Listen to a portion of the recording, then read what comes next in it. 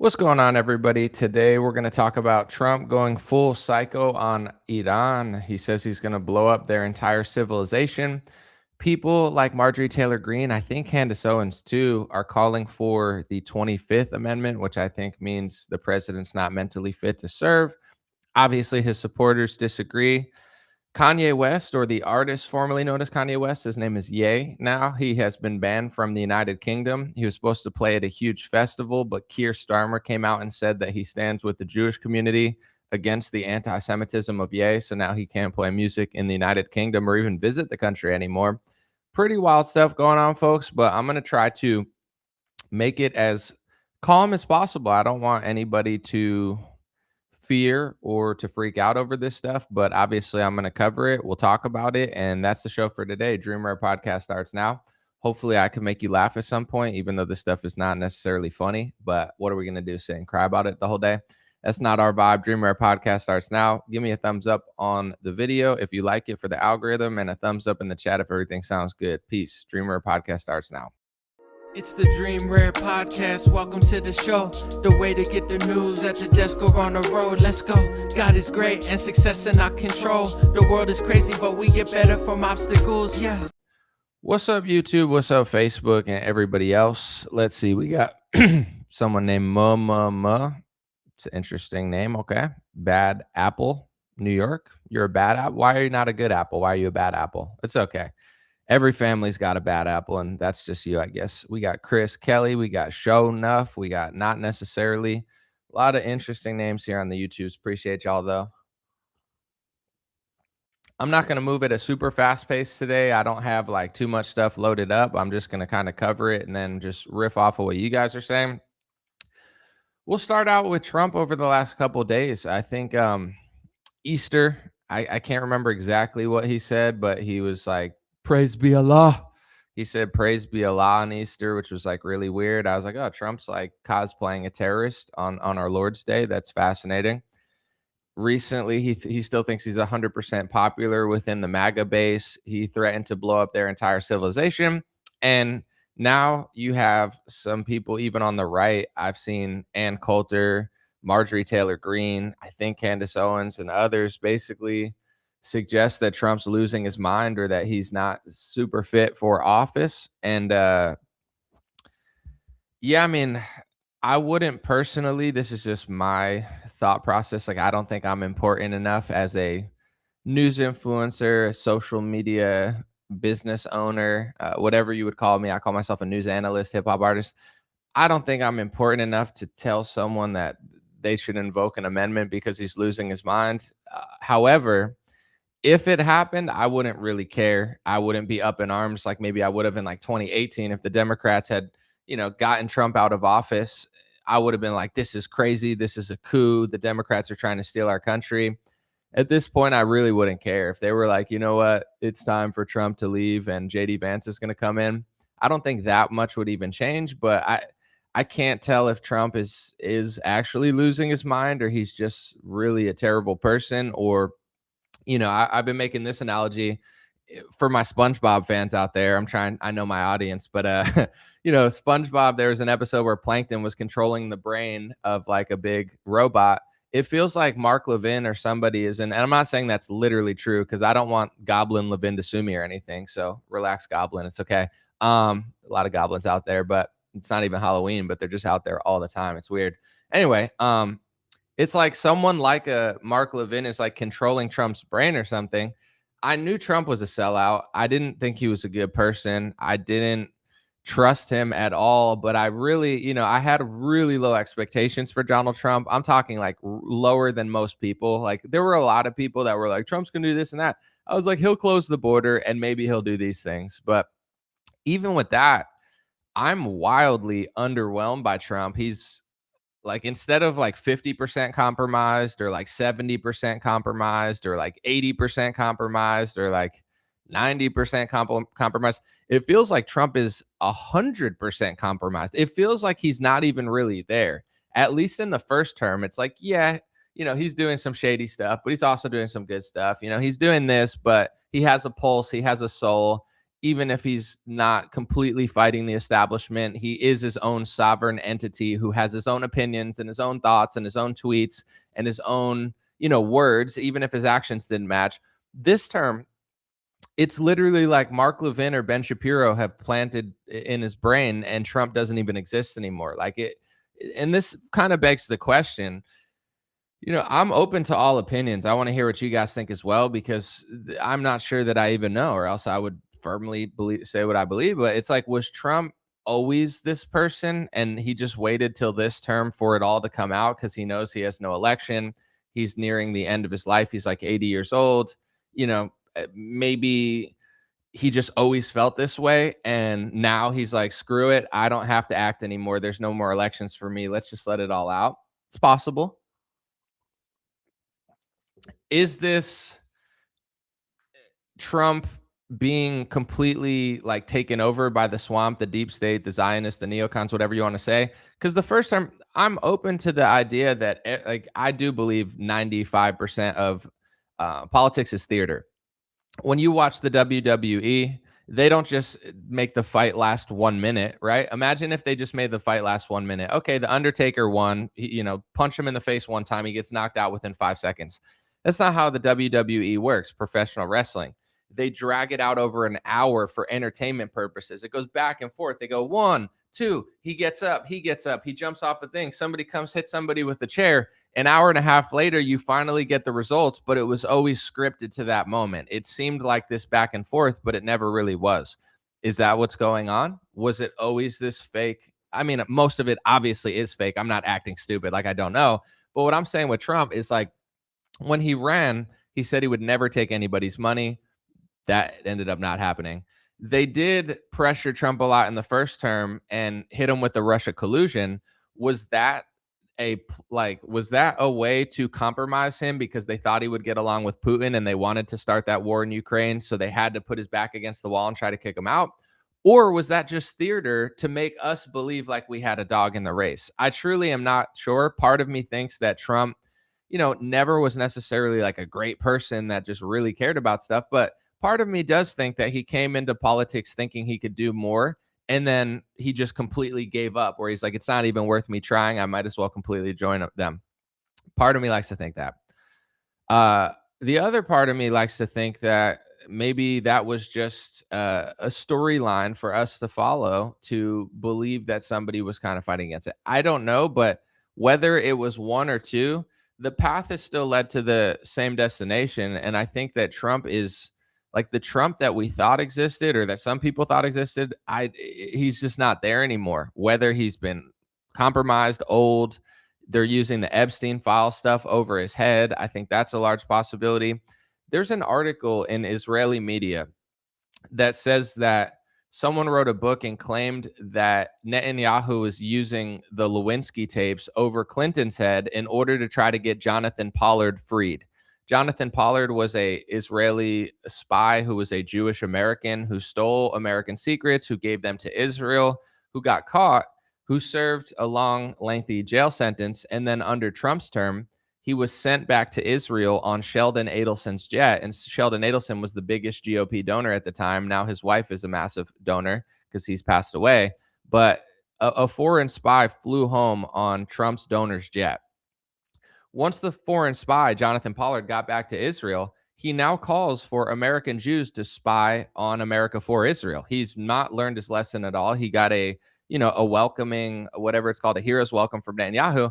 And he's back in Israel calling for Jews to spy for Israel. And nobody in America says anything. Not Trump, not Huckabee. It's almost like that's the status quo in our country. It's like, yeah, we don't even have a sovereign country. Why don't you spy for a foreign nation? It's like, isn't that supposed to be like treason or a crime at bare minimum? I don't know exactly what you would call it. Like, aren't you not supposed to spy on America? Isn't that like illegal? Shouldn't it be? It has to be, right? But that's what the spy that flew home on Trump's donor's jet saying, and nobody seems to want to call him out. I don't know. It's pretty strange. But anyway, if that book were true and the Israeli media article were true, everybody knows that, oh, Lewinsky, Bill Clinton got a blowjob, blah, blah, blah, smoking a cigar in the Oval Office. Like every boomer tells that tale. It's like the biggest story of the 1990s. But nobody seems to know that it's possible that that was being used as blackmail over his head to do something for Israel, according to the Israeli media in the book. I don't know that that's necessarily true, but it's been published. You could look it up. Just search all the stuff I just said. You'll find the article yourself. So the pressure is obviously pretty heavy on some of these politicians. Did Trump just totally cave? Like, are they using Epstein-esque stuff to be like, dude, 80%, 90% compromised is not going to work for us. We need like 100%. And I think Charlie Kirk is and I'm not even necessarily talking about his assassination, which should be talked about. I'm just saying Charlie Kirk in the last 2 years of his life is a perfect example of what happens when you work for the Israel lobby, when you work for the Jewish and Zionist donors, and when you work for the establishment and you decide that you want sovereignty, like, hey, I've worked for you. He's taken Charlie Kirk took so much money. Charlie Kirk did, the whole Israel Hasbara stick. He tried to be like, oh, they're our greatest ally. Oh, it's anti-Semitism. Like he did that whole thing. And then towards the end of his life, he didn't want to do that anymore. He was like, you know what? I don't think Tucker Carlson's an anti-Semite. I do want to have Dave Smith on a stage. I do agree with Dave Smith over Douglas Murray. Like I serve America. I'm not Israel. I don't know that I want to work for this lobby anymore. I mean, in his text messages, he was like, I think it's time for me to leave the cause if they won't respect me. He started realizing that the respect wasn't mutual. You could give 80% to them. You can give 90% to them. You can give 95% to them. You could give 98% to them. But they want 100%. So 98's not going to cut it, especially when you're taking money. Obviously, they don't agree with a lot of people, but I think they take it more personally when you take their money, as they should. I'm not saying that they should yell at people or be mean to them, but once you take $250 million like Donald Trump did, he's not a sovereign. He is a sock puppet. He took too much money. If you want to be your own person, you have to be who Donald Trump pretended to be in 2015. When I have the compilation, I'm not going to play it right now because I don't have it fully loaded. But in 2015, he said, "I'm not taking their money. I don't want to. I don't need to. They want to control me, so I don't take any lobbyist or donor money because they'll control me." And then he took literally hundreds of millions of dollars. So Trump has no sovereignty anymore, nor should he, because he sold out, that he owes favors to the people who bought him. And Charlie was very similar, rest in peace, Charlie Kirk. But unfortunately, he learned the hard way where it's like, you can't just take hundreds of millions of dollars of donor money and then one day be like, you know what, I don't want your money anymore. They already bought you. They already paid so much to you. They're not trying to lose you. They help build your organization. They help make this Turning Point USA with their money.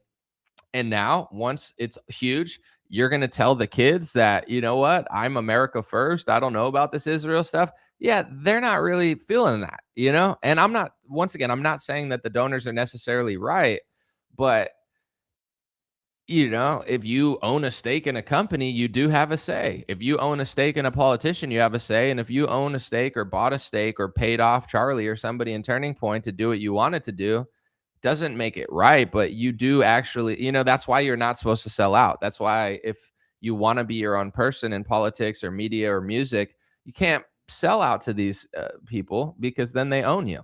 And I think that's what's happening to Trump, whether he wants to or not.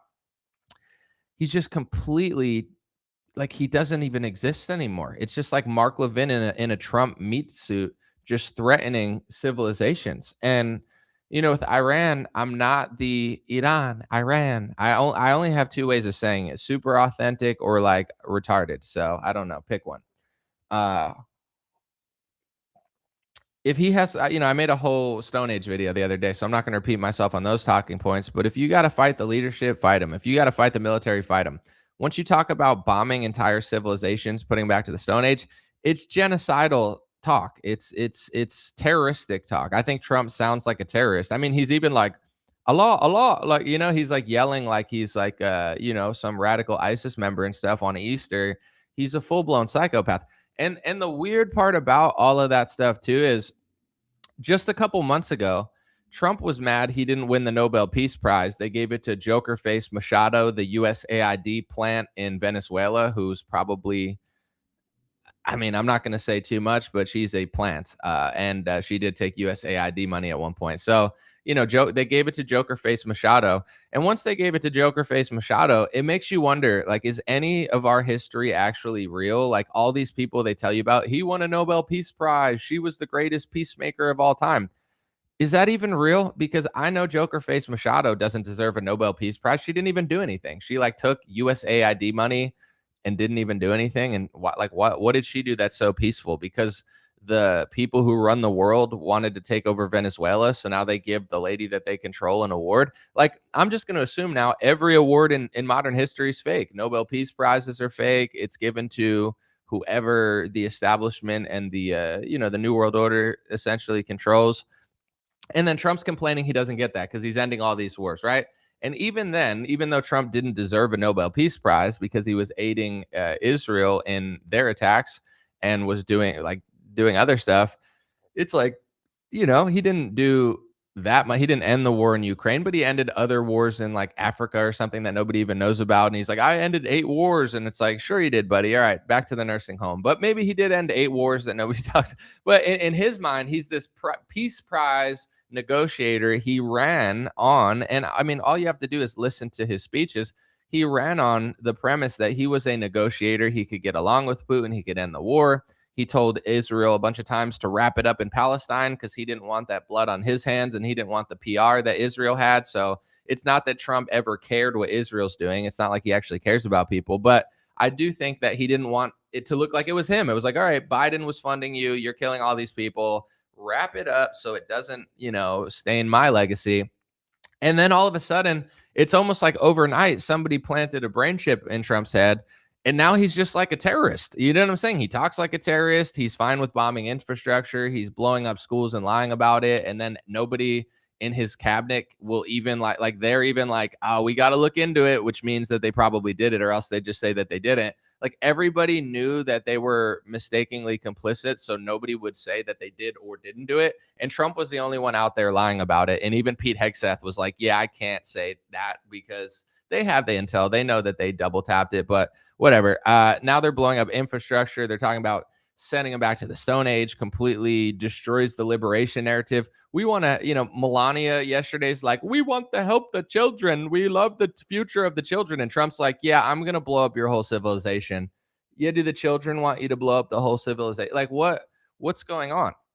And I want to say this too, and this doesn't necessarily justify anything on either side. It's just the reality of the situation.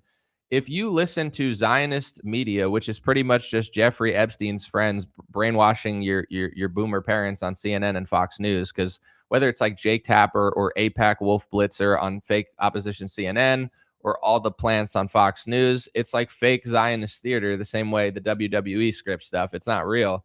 But anyway, it's like if you listen to Jeffrey Epstein's friends on television, doing guest spots, they're like, hey, look, here's Jeffrey Epstein's buddy to tell you why we need to blow up Muslims for Israel or whatever.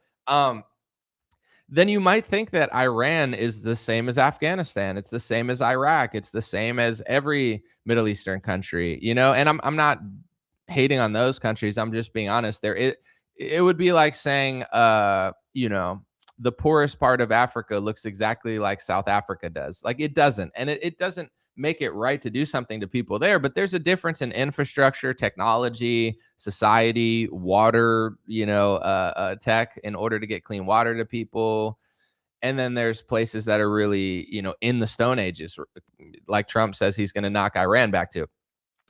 Iran is not in the Stone Ages right now. Like Iran is not a poor country. I mean, maybe they're poorer than they used to be from sanctions. They're not the richest country, but Iran is not like it's not a bunch of caves and people like hanging out with goats and like there's no towers. Like Iran has nice railroads, nice bridges, they have nice cities. It's, pretty clean, pretty safe, high IQ people there. Like it's a civilization that they won't show you on television because if they showed you, you'd think twice about everything that they're saying. Like they make it seem like it's just a bunch of terrorists like running around, and that's not it at all. I mean, I don't know for sure, and I'm not going to look it up now, but I would guess, and this is just my assumption, I would guess that Tehran has a lower crime rate than most U.S. cities that are like major cities. Like the same way that it's safer in Saudi Arabia and Dubai. Like Iran is not this shithole country. It's not in the Stone Ages. They have good technology. They have nice cities. They have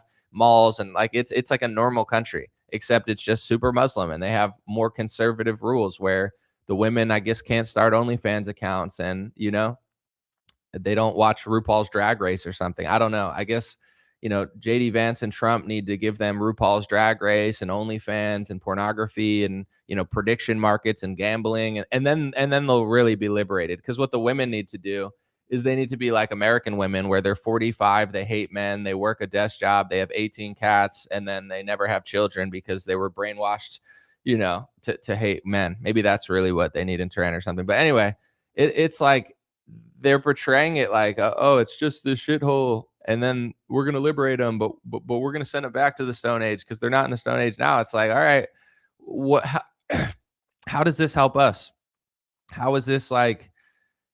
How will this affect everything? I mean, there's another angle to this too that I'll just get into right now. I'm sorry for like the random leeways, but I'm really not, because this is how I want to do it. During COVID, they locked the world down. They printed trillions of dollars. They essentially stole trillions of dollars through manipulation of markets, through socialism, through destroying businesses with government mandates, etc. And nobody got held accountable for that. Think of every crazy thing that they did, from lockdowns until 2024, the mandates, the vaccines, the masks, the companies that took loans, the inflation that they printed, the money that big pharma made with socialism. No one got held accountable. And I say that not to just reminisce down memory lane, but to say this: the same psychopaths who did that, who purposely blew up the economy, blew up our way of life, destroyed people's psychology, just like abused little kids and made it so they couldn't show their face in kindergarten. The same psychopaths who did that, nobody's been held accountable. And the same psychopaths are running every country. No country has given a shit about it. Trump doesn't care about it because he's complicit. Biden doesn't say anything because he's complicit. There's nothing for the Democrats to call out Trump with doing, because they did even more than he did. And there's nothing that Trump wants to talk about because he's the father of the vaccine. So he's a huge part of it as well. So no one in America got held accountable, and no one in the world got held accountable. And I say all that once again just to get to this point. I'm not scared. I don't live my life in fear. I'm not trying to freak people out, because even during COVID, when I knew they were going to lock people down, I had a saying early on, before the 15 days to slow the spread. I said, don't be scared, be prepared. Be mentally prepared for what they might do. Be physically and financially prepared. Like, I told people like a week before lockdowns, just reading all the news around the world, I was like, why not go to the supermarket and buy a bunch of food, right? They're telling you not to do it. Don't freak out, don't do this. But it's like, why not stock up on stuff? Because then 2 weeks later, the supermarkets were like an Orwellian space store where you had to wear a mask and everybody's treating you like shit. And I got so many messages, and people said, thank you so much, Anomaly. You're the reason I got groceries 4 or 5 days before the lockdown. And I'm so glad I got it then, and I didn't have to deal with all this nonsense now. It's like, why not be prepared? Don't be scared, be prepared, be mentally prepared, and just be prepared for whatever happens. With all that being said, if the same psychopaths who did the lockdowns, who did the vaccines, who did the forced masking, who stole all the money, who printed all the money, who extracted wealth from the middle class and completely ushered in a new era of tyranny, if not a single person got held accountable from that, what else could they do? What else are they planning to do? Clearly, they think we're animals. If you read certain religious texts from a certain group that controls America, they literally think we're cattle. So, they have no respect for us. They don't like us. Many of them consider us subhuman. The reason that it feels like we're being treated that way is because we are being treated that way by a group of people that literally hates us. And it's all biblical. Just read your Bible, read Revelation 3:9. That'll tell you about what's happening. In Iran, they blew up a synagogue in Iran, and I saw the Jewish leader was looking at a synagogue that was blown up, and it's like, why would a country of Jewish people blow up a synagogue in Israel? Or, I mean, in Iran, they blew it up, and then there's like a Jewish leader in Iran looking at it. It's like Revelation 3:9. It literally tells you. It says, there are those who say they are, but are not. I will make them of the synagogue of Satan, to let them know that I loved you too. I know I'm not doing it. There's different translations, but it's clear what that means. There are Jews. There are good Jews, right? There's good everybody. There's good and bad Christians. There's good and bad Muslims. There's no such thing as one group is all good, one group is all bad. That's not real. Like there, we all need to be held accountable. It's like you can't blame one group for everything. Or I'm not saying that, but what I am saying is it's in the Bible. It said there are those that say they are, but they are not. They're of the synagogue of Satan. And if you read the context, it makes total sense. The type of people that think that they're the only ones that are blessed, they're the only ones that are chosen, they're the only ones that matter. They treat everybody in the world like garbage. They don't care about literally anyone. They'll fight anyone, they'll blow anything up. They don't care. And then if you talk about it, they don't want to talk about it. It's blood libel, it's anti-Semitism. They got a word for everything because they don't want to admit anything that they're doing. That's why the Bible says I need them to know I love everybody, not just you. It's so clear. And that's why they hate Jesus Christ with a passion, just like they hate anybody who speaks the truth or who walks in Jesus' name or who walks in Jesus' spirit. They hate him with the veracity of 2,000 years of sitting about it and thinking about it and hating it. Not all, but the wicked ones.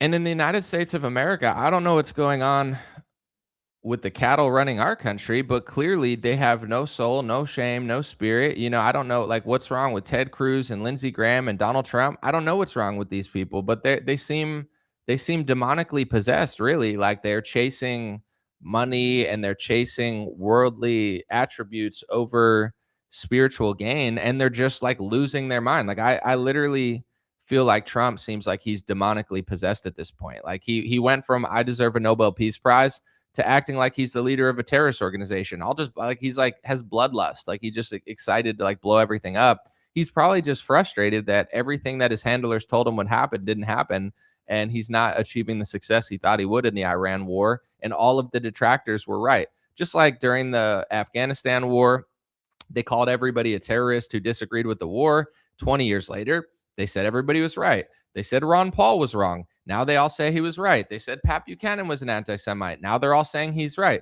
Do you notice a pattern? People who tell the truth 20 years in advance are constantly slandered. And then 20 years later, everybody adopts what they said, but then moves on to the next lie, moves on to the next trick.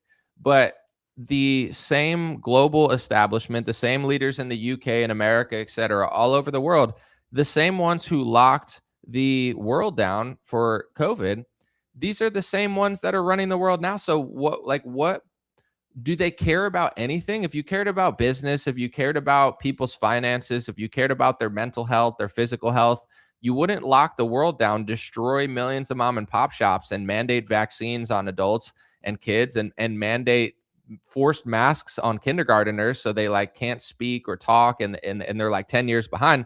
Like the world is being run by demons, essentially. Like they didn't care about anything. Like anyone with a soul would be like, are you sure we need to force mask a 5-year-old over a virus that they have like a 99.9 success? Like, is that really necessary to destroy their mental, physical learning abilities for years, literally setting them back and like, probably like forcing a bunch of them to be more autistic than they were supposed to be, just through the abuse, the physical abuse of mask mandates, the mental abuse of lockdown orders?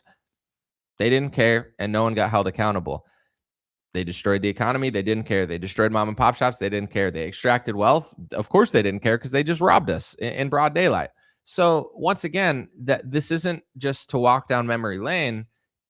It's the reality of what are they willing to do in Iran? Are they considering what happens if they blow up certain stuff and then Iran blows up certain stuff? Because that's what's been happening now. We're not losing the war in the sense of our military is going to be threatened by Iran. So I don't know what Trump is thinking or what he's doing or what his objectives are. But if in his mind, the billionaire whose family's making an absolute fortune on crypto, his net worth is skyrocketing. His kids sit on the boards of prediction market gambling companies, on drone companies. Trump, it doesn't matter what happens in the world. His family's going to cash out on it. His donors are fine. and his friends who are CEOs are going to make us pay for it. Amazon, I don't dislike Amazon because I think it's a good service, but it's like Amazon's like, oh, we're going to raise the rate on everybody else. They're not going to eat the cost. We are in every industry. So Trump's friends don't give a shit, and he doesn't give a shit. But if his idea of winning this war is we're not going to lose because our military is more powerful, then yeah, he's right. We're not going to lose the war in Iran militarily. How could we? We're the United States of America. We have a super strong military, air force, navy, everything. But if you look at, say, the war in Afghanistan, we didn't lose to the Taliban in the sense of they beat us up. We lost to the Taliban in the sense of we wasted $1 trillion and then we ran away and gave them a bunch of our weapons. So, yeah, we didn't get beat up by them necessarily, but we lost because they outlasted us and we didn't really have a plan. So we lost the Afghanistan war if that's what winning and losing means, but not militarily. It's the same thing with the Iran war, which is way stronger than Afghanistan. It's like Trump, and this is, I think, the mistake he's making with Iran, just thinking like he doesn't understand somebody who doesn't just like money and fame and power. He doesn't understand it. He's like, what are they doing? Why are they not bowing down to my sanctions? Why are they not bowing down to my military threats?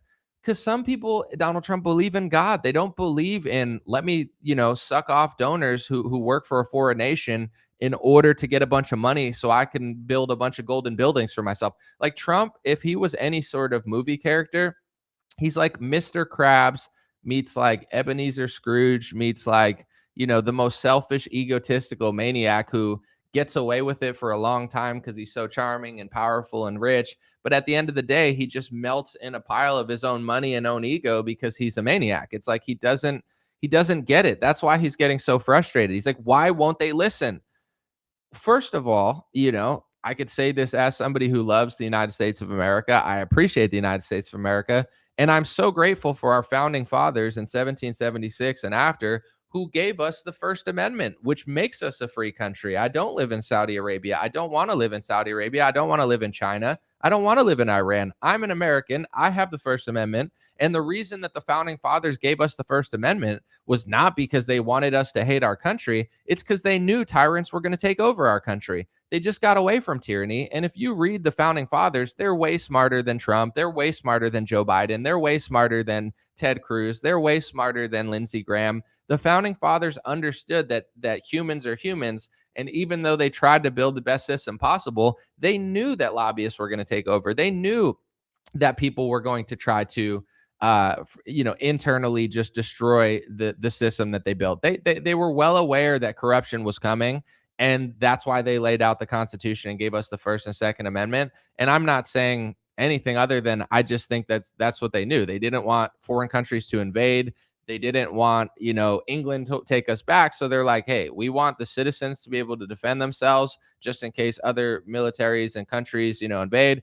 And I want to give them the freedom of speech to be able to talk about wicked politicians and wicked people that enter the government and try to, subvert the system through the system that we built. They knew all this stuff. So I'm in no way, shape, or form ashamed to be an American. I don't hate my country. I don't hate my military. I love and appreciate my military, my country. But my favorite part about America is the First Amendment, and I'm using it for, to try to make my country better, not worse. With that being said, when you look at the way that Donald Trump operates, I just don't think he can comprehend somebody that won't bow to pressure that he gives. But also, I don't think countries really trust us anymore because it's like, you say you're going to negotiate, you kill the negotiators. You say you want to strike a deal, but you don't really want to strike a deal. Some countries give up their nuclear capabilities and you kill them anyway. Some countries don't give up their nuclear capabilities and you don't kill them. Like the only country that seems like they've gotten away with it so far is like North Korea, because North Korea has nukes. Kim Jong Un's crazy, but also I would guess it's their alliance with China, and China is probably a strong enough country to fend off America for now. So North Korea is the only country that like is crazy, but gets everyone else. Gaddafi, they killed him. Saddam killed him. Bashir al-Assad ran him to Russia or wherever he ran to. It's like So if you're honest, even if you love America, you hate Iran, you believe everything you hear on the news, if you're an honest American, like, what do you really think these people should do? If they give up all their stuff, America will just kill them because they're weak. If they don't give up their stuff, America will try to kill them anyway because, they're too strong. There's like nothing they could really do. So with Trump, it's like, oh, I want them to do this now, or else I'm going to do all this. How many times has America said that to people and never followed through? So why would they even trust him? But with all that being said, I think you have a group of people that, and I'm a Christian. I believe in Jesus Christ. I'm not Muslim. I want to say this too, because now's a good time to say it. I'm tired of the anti-Christian, and I'm not saying this as a victim. I'm just using the words. I'm tired of the anti-Christian slander that Zionists will do, and Christian Zionists and Jewish Zionists and everybody in between, where they try to pretend like you're a Muslim if you're a Christian, if you're not attached at the hip to Israel. It's like this moral blackmail attempt that they do to you, where it's like, oh, Tucker Carlson's working for Islam. Christians are not Judeo Christians. Ever since we become Judeo Christians, you've had a bunch of things that are Jewish and not Christian. I'm sorry. That's just the reality of it. It's like Christians have a long, long history of being conservative, not believing in immoral things, believing in modesty for women and women playing their role. Like, this is not this profoundly only Muslim idea and you're a Muslim. It's erasing Christianity, just like they are trying to erase America, erase our European heritage. They're erasing most of Europe. And I'm not saying them specifically. There's a lot of people and liberal groups involved, but I'm just saying it's like you can't be a Christian if you're Christian. You have to be a Jew and you have to like worship Netanyahu or else you're a Muslim. Like, this is this Zionist propaganda. That's ridiculous. You look at the early 1900s of America. Christians and Muslims, not everything is in common. It's not like we have the exact same ideology, but there's like modesty of women. Women were not voting at a certain point. I don't care. I'm not asking you if you agree with it or not. I'm sure most people here will disagree, but I'm just saying it's like that from 1776 until the 1900s, there were a lot of customs like women joined the workforce because the bankers told the men to go die in a foreign land against their interests. So then they had no one to work in the factories to make the money. So then women joined the workforce. It's like this wasn't always Christian for thousands of years of Christianity. Women were modest, women played their role, women were not men. People dressed modestly. They didn't believe in pornography, they didn't believe in usury. That's a Christian belief. This is in the Bible. Read your Bible. It's not pro bringing sodomy to Iran. The Bible thinks that sodomy and homosexuality is a sin. I'm not asking you to agree or disagree. I'm just telling you the facts. Like, this is what the Bible literally says. So why, now that Trump is being paid by Zionists, he needs to bring like more homosexuality to Tehran in order to fight them? And then if you disagree, you're a Muslim. Like, they're trying to erase Christianity and parasitically attach to it, and then say if you're not with the inversion of Christianity, then you're not a Christian, you're a Muslim. Like, it makes absolutely no sense. But I don't think that Trump, and I'm not trying to play holier than thou. I'm not saying, oh, I'm better than, like, listen, everybody's flawed, everybody has sins, and I always try to, I'm not perfect, obviously, but I try to treat people with the same grace and I try to treat people with the same humility that I'd want them to treat me, because I know how this world works. And I truly believe that the reason I've been able to do this so long, and of course there's been some weird stuff that have happened as far as like it's not been like easy. I've been deleted off social media. The media smeared me as an anti-Semite years ago before Candace Tucker, Kanye said anything. So I was just kind of like sitting there alone. Nobody was there to agree with me. But anyway, and I'm not saying I agree with everything that they're saying. I'm just saying I was a little too early on that topic. But anyway, it's like the reason I think that I don't have to deal with as much drama as some other influencers do is because I treat people the way I want to be treated. I treat other influencers with the grace and humility and thought process that I wish that they would treat me with. I try to be as respectful and honest as possible. And I think it comes, what comes around goes around in a sense. So I'm not sitting here saying I'm more Christian than Trump because I'm not a perfect person. Trump's clearly not a perfect person either. And that's okay. I'm not saying that. But what I am saying is I don't think Trump is a believer. I don't think he believes. I don't think he thinks the way that a Christian is supposed to think, even if you're not perfectly executing, the Christian thought process. You know what's right and wrong. Like for me, I'll give you an example. I don't want to export things that I don't think are good to other countries. I don't want Tehran to have gambling. I don't want them to have pornography. I don't think that they need to be as homosexual as San Francisco. Like I don't think my calling in life is to bring things to Iran. I don't know. That seems crazy to me, especially when most conservatives complain that it's gone too far. They say that the rainbow crowd has gone too far in America, but they want to bring more rainbow to Iran. Like it doesn't make any sense to me. But, with Trump, I don't think he's really a Christian. I don't think he believes in God. I think he thinks he is a God. I think his language is money, fame, attention, power, worldly power. Like I don't think he cares at all. I think he knows how New York works. He's been rich his whole life. He's really good at business. He understands social cues. He's a master at becoming friends with powerful people and respecting them in order to get favors back. But I don't think Trump understands a true God believer, which is why I think he's so frustrated and acting like a terrorist against Iran, because he doesn't get a person who doesn't care about money. He doesn't get a person who doesn't care about threats. He doesn't get a person that would rather die than betray their God. You know what I'm saying? And that's probably a lot of them. They're like, if you're going to blow up all our negotiators, if you're going to blow up all our infrastructure, obviously we don't want you to do that, but we're not going to cave to you because it's wicked. And also I think they've realized caving doesn't mean anything, because it's like whether we cave or don't cave, you're still probably going to try to blow us up anyway. Like Trump, that's what we have proved over the last like 4, 5, 6, 7 years. It's like we don't. Yeah, I'm sure Putin thinks the same thing. He's just a little bit stronger and smoother. But do you think he believes anything that America says when he's in like a meeting with them? Maybe a little bit, and maybe he has more leverage than Iran. I don't know. But it's like we've been funding Ukraine to fight them for 4 or 5 years. Like if we could probably end the war 3 years ago if we stop bankrolling it. So, I just don't think Trump understands people who believe in God and don't just chase money and power.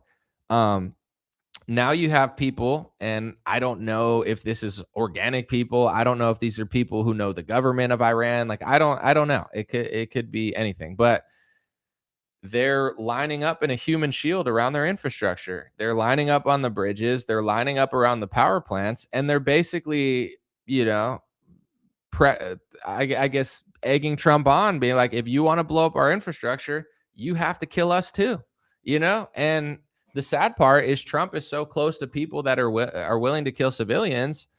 I don't think Trump even really cares that much. I think he has demonic bloodlust at this point. There was somebody, and I want to also make this clear because I see this online, and I'm sure a lot of people see it as well, and they find it a little gross. There's a lot of people in the Republican conservative community that they only care when Christians are killed. And they're like, look, they killed a Christian, they killed a Christian. And I'm sure a lot of people around the world are like, what are you saying? Are you saying it's okay to kill Muslims or, other people that don't have religion? Like, shouldn't you just not kill civilians? Like, why, but it seems like a lot of Republicans and a lot of Christians tend to only point it out when they like blow up synagogues or they blow up churches, because they're like, what's going, like why would you do that? Like, why would you, why would Israel hit a synagogue? Why would they hit a church? Why would they kill a pastor? And I think it's evil to kill anybody that's a civilian that's innocent. So I don't want to act like I only care about this or that, but I do use the Christian as an example because I think that just shows that these people don't really actually give a crap. Like, oh, they're just going after Palestinians. Oh, they're just going after Hezbollah. That's what they're telling you on the television, but it's actually not the reality. Like, they'll blow up journalists who are just covering it. They've killed hundreds of journalists. They've killed tens of thousands of civilians. They've killed kids. They don't care. And their philosophy is, we want to achieve what we want. We don't care who's in the way. So in Lebanon, I'm using a Christian as an example because I think it just proves the point. But there was a man who was part of an organization that was anti-Hezbollah. He was a Christian. He was against Hezbollah. He wasn't with Hezbollah. He fought Hezbollah, and they killed him.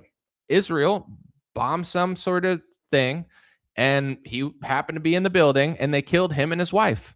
So it's like, They're just going after Hezbollah, but they're killing people who fight Hezbollah because they don't give a shit. They're gonna kill a lot of people. You know what I'm saying? Like, they're crazy. They just blow people up. They blow up kids. They blow up journalists. That's what they do. They don't tell about it. They don't tell you about it on the television because they control the televisions, and they're controlling the narrative that the boomers listen to and can't figure out.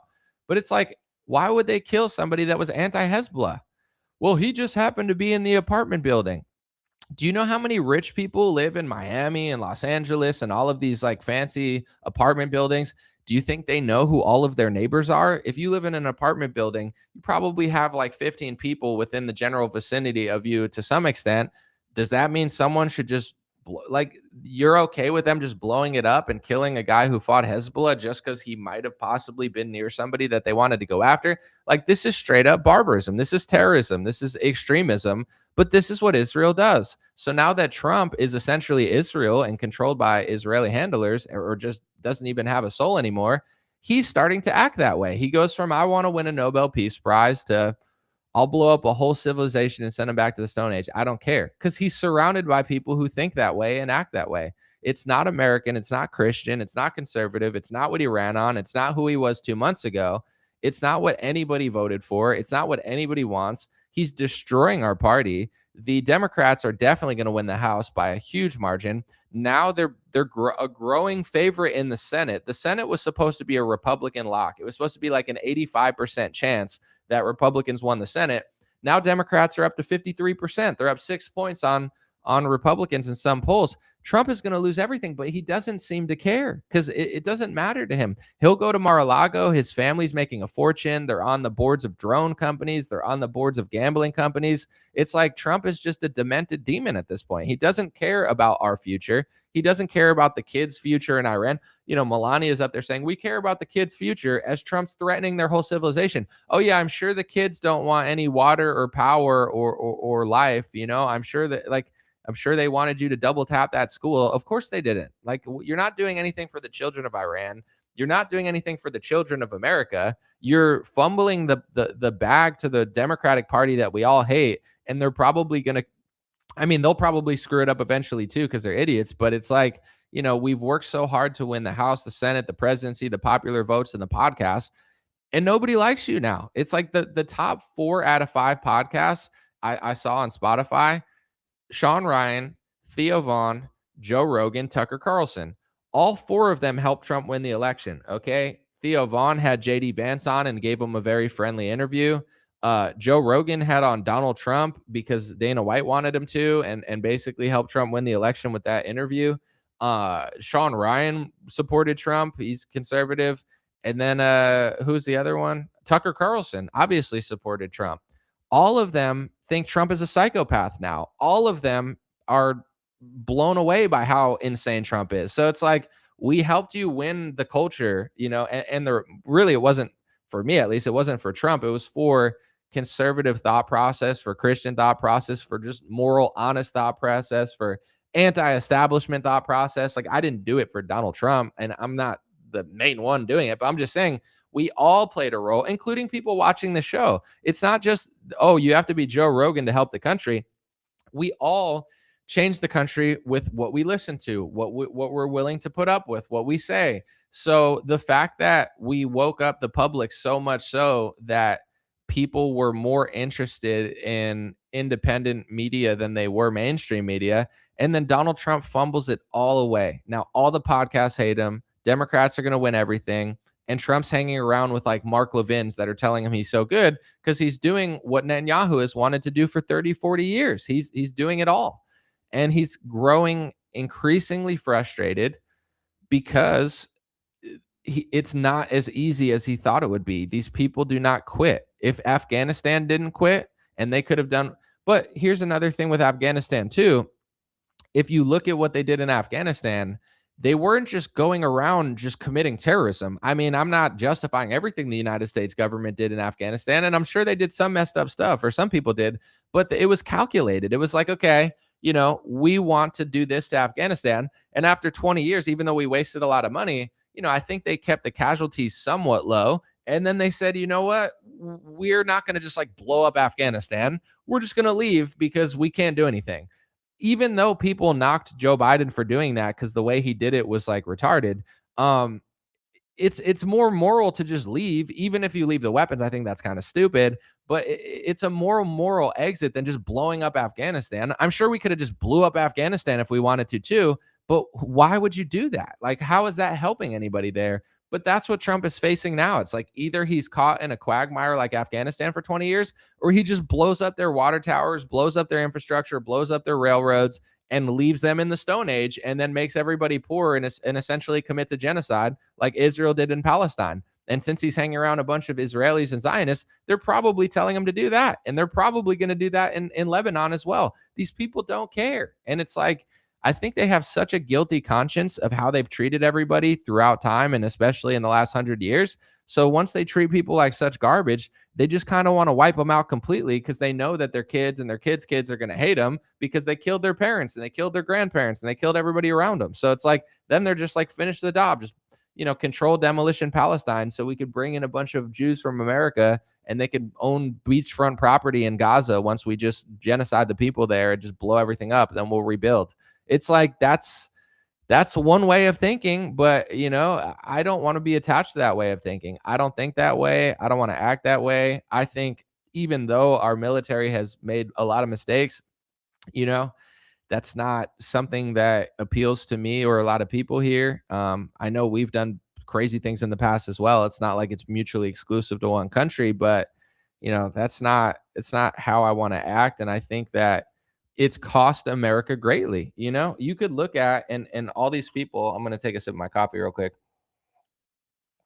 Donald Trump and many people have been sharing old clips of like New York City, and they're like, look how amazing it looks. Everybody wore a suit, everyone had a top hat. It was super white. I'm just gonna be honest. Like that's like kind of the nostalgia that a lot of people have. They're like, wow, this looks like a clean, nice city where everybody's sophisticated. And they're pointing to these things and they're like, look, this is how America used to be. Now America looks way shittier and way dirtier. And it's filled with the streets are filled with trash and it's crowded. Like what happened? And it's like, well, even when you win a war, if the war is not moral and righteous, what comes around goes around and the truth will stand, not the propaganda. Like propaganda gets people to do stuff, propaganda gets people to believe stuff. But at the end of the day, what's true is true. So I think with World War II, I'm not going to get into it too much, but everybody, like every boomer's like, we saved the world. Everybody would be speaking German.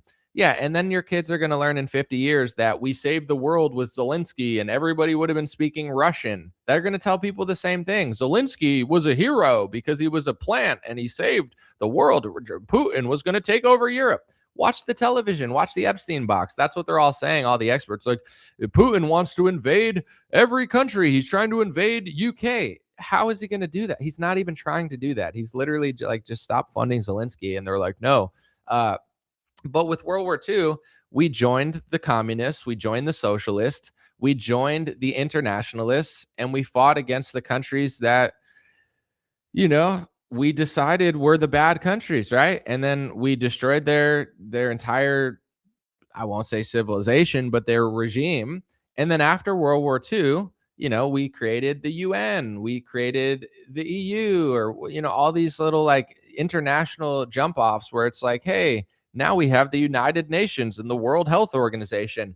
This is not what George Washington wanted. He didn't want our health policies to be guided by an international group of socialists and communists. But that's what happened after World War II. And since then, Europe has been completely flooded with migrants and destroyed.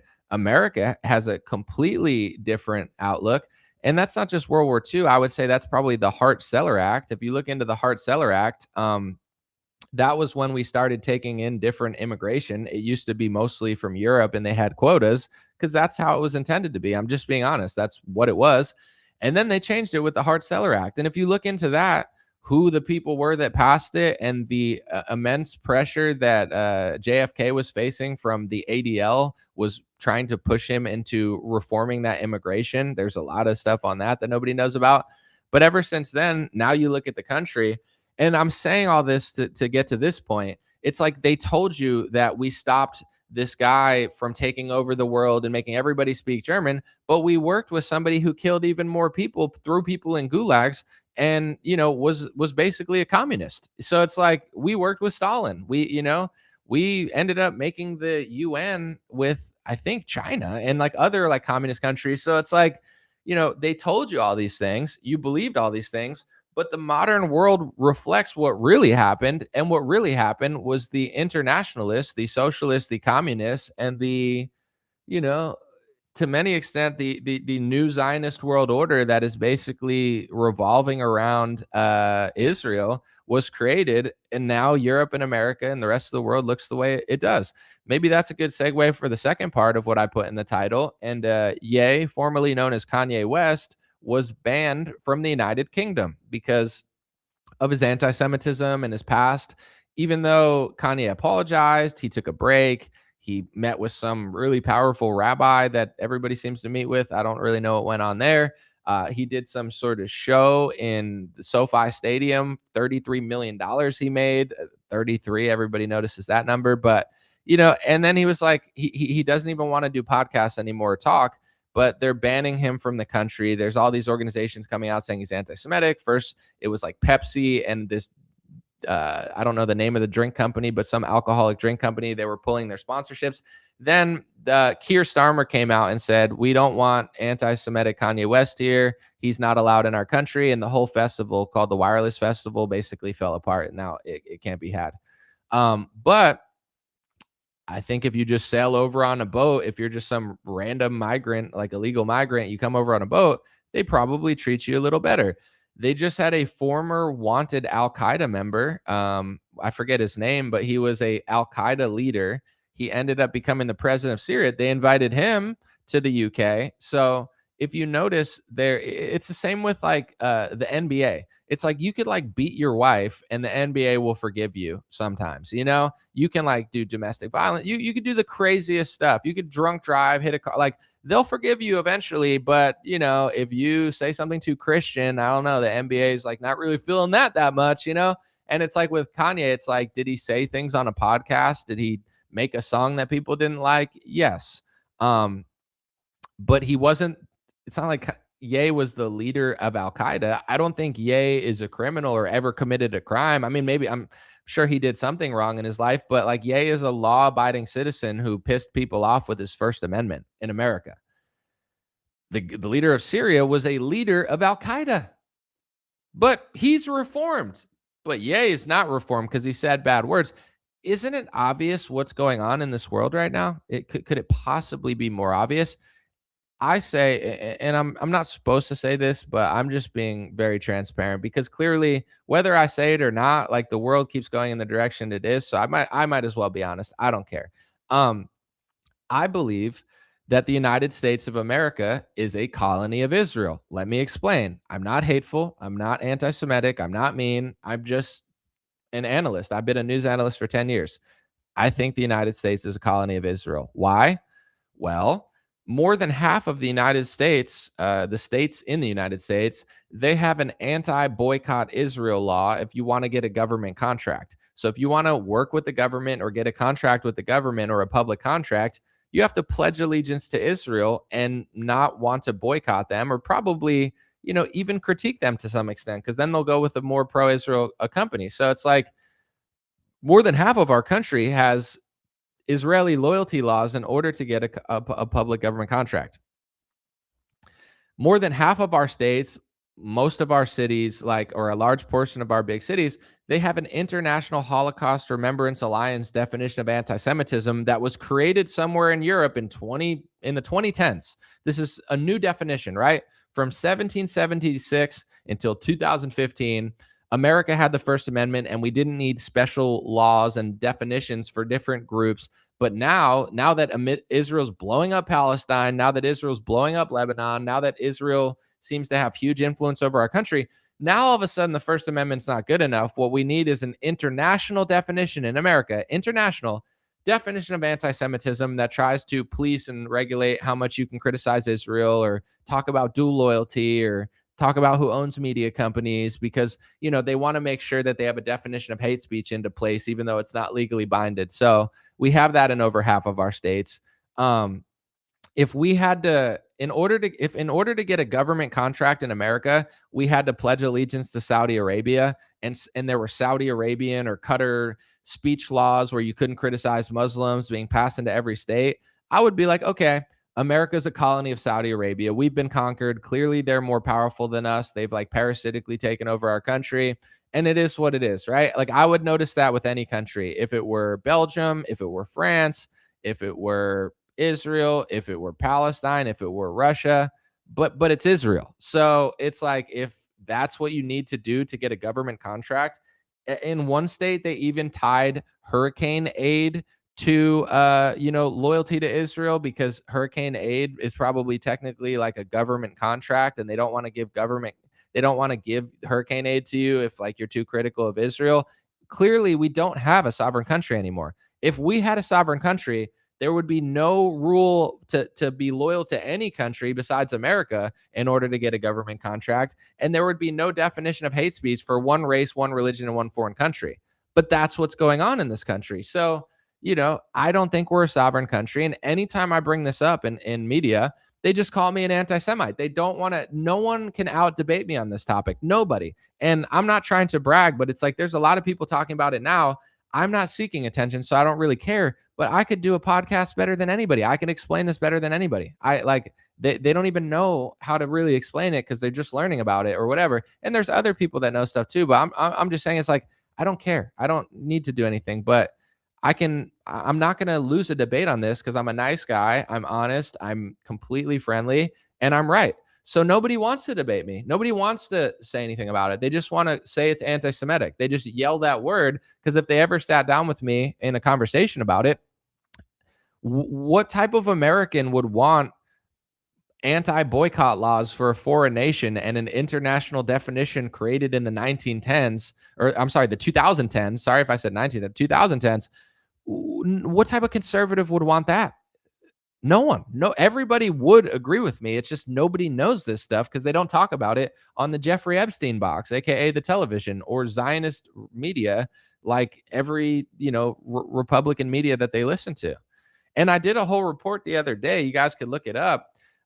Trump's former campaign manager, Brad Parscale, was paid $6 to $9 million, and he had to register as a foreign agent because he's working for Israel. And in his contract, he's the CFO, or I'm sorry, CSO, the Chief Strategy Officer of Salem Media, that owns a bunch of conservative and Christian media. And in his contract, it says that he has to disseminate Israeli propaganda essentially throughout Salem Media and his properties. So if anybody listens to anybody tied to Salem Media, I'm not saying they're all doing it, but you should ask the question: are you one of the channels that Brad Parscale got $6 to $9 million to so much so that he had to register as a foreign agent because he's spreading Israeli propaganda through Republican media?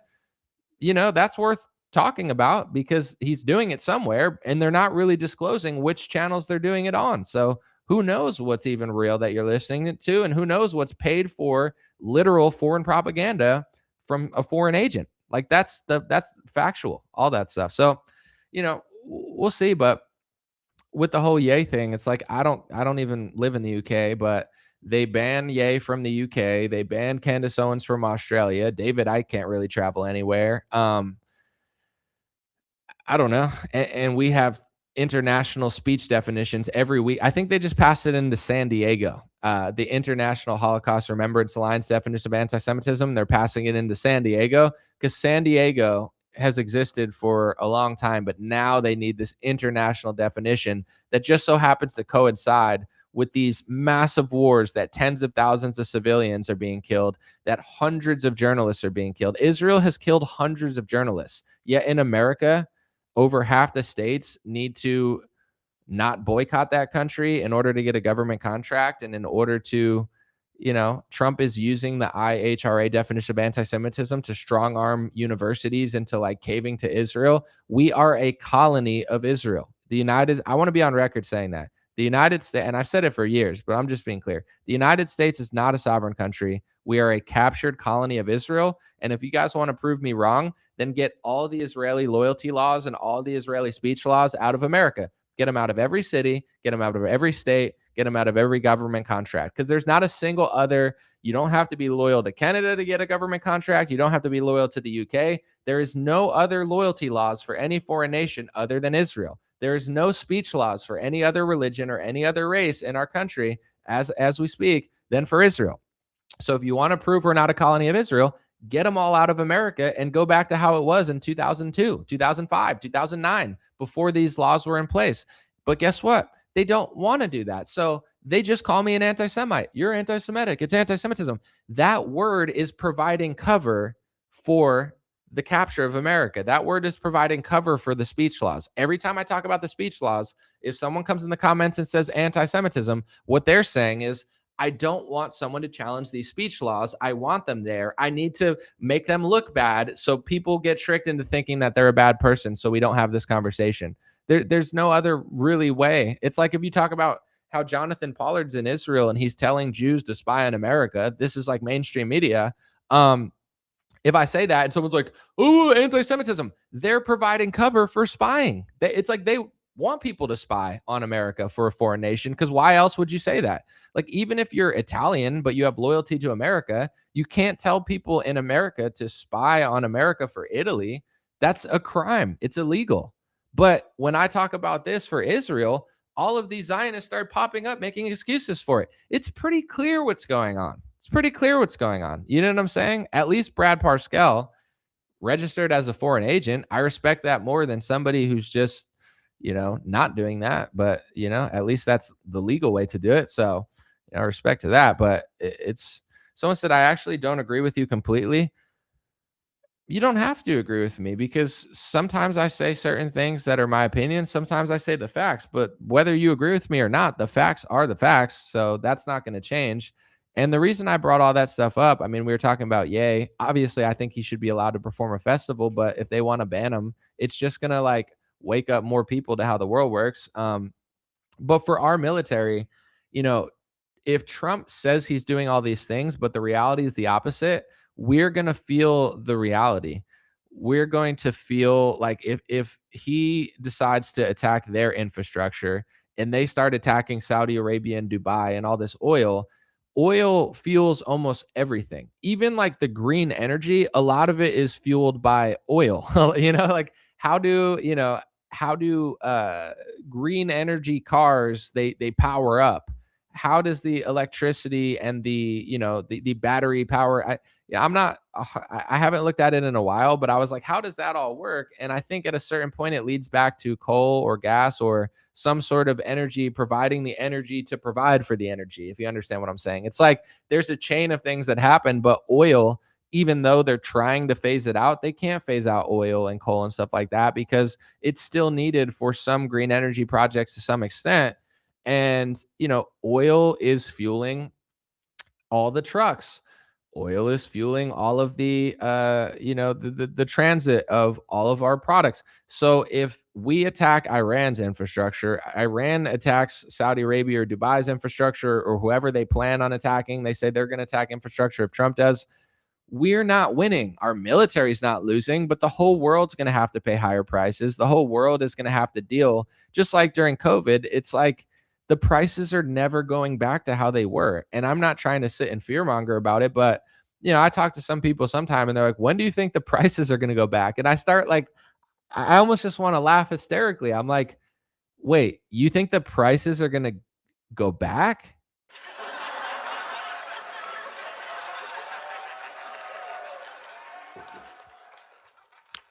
When are like when I was young, a cheeseburger was a quarter. That's never happening again.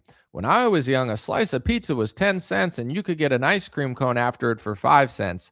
Yeah, and now a slice of pizza and an ice cream cone would be like $15 minimum. So, yeah, like we're not going back there.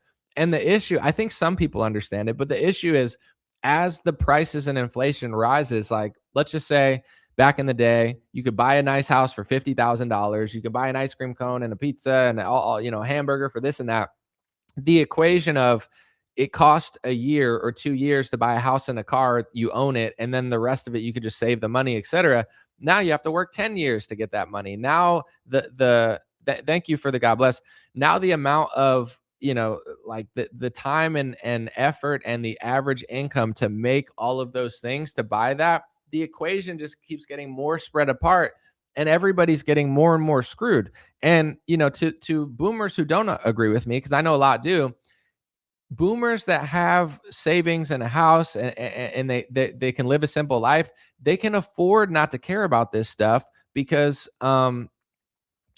they're just chilling.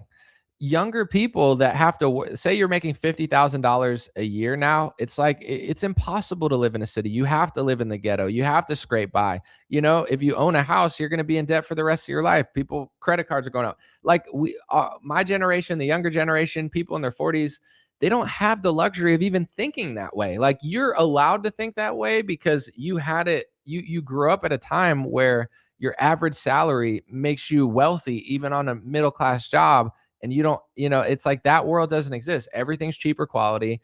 But there's a lot of great things about America. I'm not just trying to sit and like say that like everything's so bad, because we still are very blessed considering most of the world. Like, this is a great country, and I do think that things are improving in some ways. So I don't want to just sit and doom and gloom, but the reality is, like, we're never going back to the equation of work for this to get this.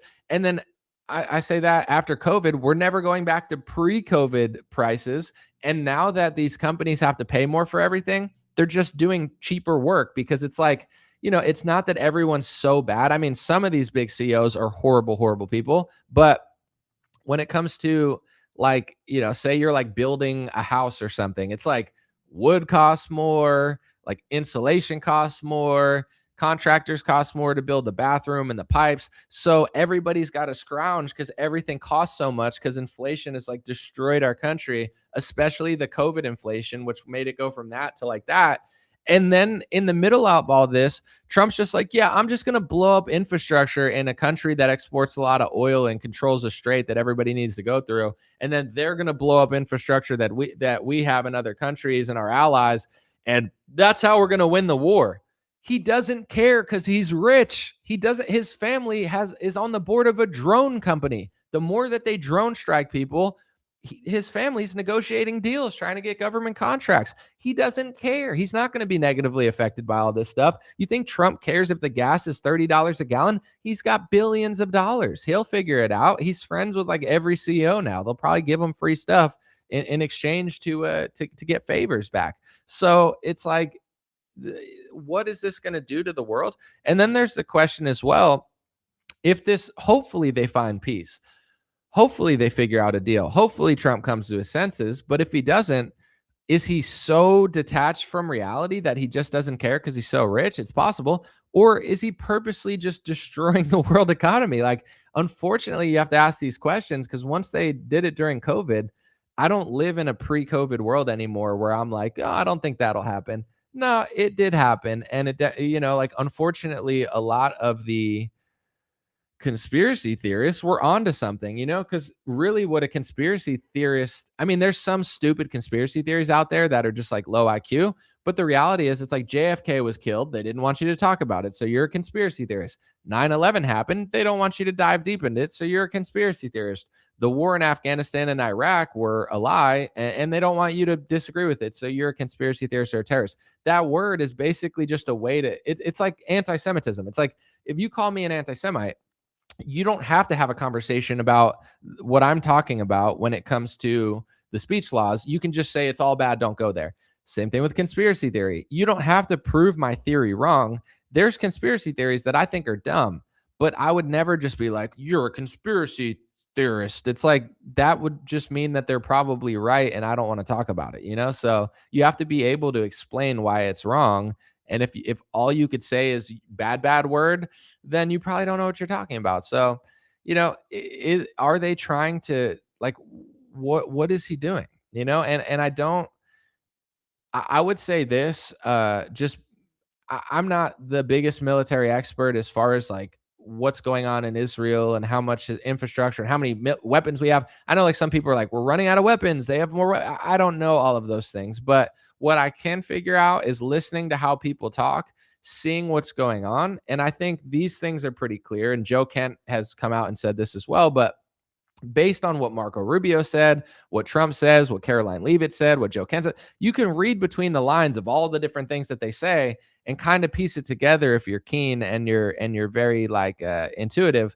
And I think that we did this for Israel. I think everybody with a brain thinks that. And it's like at one point we're allies with Israel, and then Trump and other presidents, but especially Trump, he's basically made it so we're attached at the hip with Israel. Like you got to wonder what's really going on, because like even like Joe Biden will be like, I don't like what you're doing, Israel, but here's money to do it. I don't really like what you're doing, Israel, but here's the money. Oh, I'm not really sure about that, but here's money. Whoa, Ukraine, don't do that, but here's the money to do it, but don't do it, but here's more money to keep doing it. So it's like clearly they have something over us, because even the presidents that pretend to not like what they're doing, they bankroll whatever they do. And then Trump just got in, bent over, spread open, and said, run train through me, do whatever you want. I am you. We are no longer a separate entity. I am you. You are me. We are you. So then the whole Netanyahu shtick he was trying to do for years, where he was like, we're going to attack, they're going to attack you. Trump just joined them and was basically like, I'm going to help Israel. We are Israel. Let's beat up Iran for Israel. Now I think, America, like this is just a hypothetical, and I'm not, this is not provable, but I think Iran, everybody knows what's going on. I think Iran knows what's going on. And I think Iran understands that although America's wildly complicit and we are absolutely like, responsible for a lot of stuff, I think they know that Israel's really calling the shots. So it's like, Israel's fighting Lebanon. Do we have to fight Lebanon? Israel is blowing up Palestine. We have to do that. Like Israel fights a lot of people all the time, and I feel like they're never going to stop. So now that Trump is attached to the hip with them, he's worried about them more than he's worried about America. He knows that, and also Trump took a lot of money, not just from Israeli donors, but Trump cozies up to Qatar. Trump cozies up to Saudi Arabia. You know what I'm saying? Like all of these Gulf states, and they're the ones that are going to be screwed. The UAE, they're allies with America essentially. So it's like, and to a certain extent, he owes them defense because he kind of dragged them into this. I don't know how much they wanted to or not. Maybe they wanted to as well. But Trump's kind of in a pickle now because and this is why our country was so great. We're so far away from everybody else, especially like the big threats. We have a huge ocean, we should have a border, but it's like we don't need to tangle ourselves into 1,000-year battles in the Middle East. We don't need to tangle ourselves into 100-year battles with Ukraine and Russia. Ukraine was Russia at one point. Like Russia used to be Ukraine. Ukraine was Russia. Like Ukraine is like I think I'm older than Ukraine. I think let me look it up. When was Ukraine founded? I'm older than Ukraine. It says August 24th, 1991. I'm not saying you can't love Ukraine, but like we weren't supposed to get tangled in other people's issues. Maybe Ukraine and Russia are going to fight over for hundreds of years. Why do we have to get involved? The Middle East, they got Sunnis, they got Shiites. Israel just decided to plop down there and be like, you know what? What if we join this mess? And now we're all engulfed in this mess. But there's no direct threat to the U.S. And I'm not saying to leave our allies right now because that probably would be rude. But it's like if America came to its senses tomorrow and said, you know what? We don't want any part of this anymore. It's too late for that. So it's not the right thing to do, I don't think, at this point. But it's like, we don't want any part of this. We want to focus on our own nation, close our own border, help our own people. Our own people are suffering. Our airports are trash. Our cities are disgusting. Like we're falling behind in education. Our healthcare is garbage. We don't have the capacity right now to fight your like holy wars. We need to like focus on ourselves. Iran is going to just focus on their problems. They don't care about us that much. They just care about America because they know we're being controlled and we're in their wars. It's like there's not a threat to America. There's a threat to Israel. There's a threat to Dubai and Saudi Arabia now. So Trump's attached at the hip with some of these people. So now he's just not going to stop. And I think Israel's been fighting for 100 years. And now that we're attached to the hip with them, does Trump think it's just going to end? I truly think that's what he's thinking. He doesn't want to be stuck in this his entire presidency, and he's looking at the options. He basically has like three options: pull out completely. He's not going to do that, and either fight forever or just try to literally blow them all up. And I'm not saying it's the right thing to do. I think it's completely evil and demonic, but it's like he got too deep. He got in too deep with a country that fights forever, in a region that's been fighting forever. And he's so retarded. He's like, "Oh, this is going to last 15 days.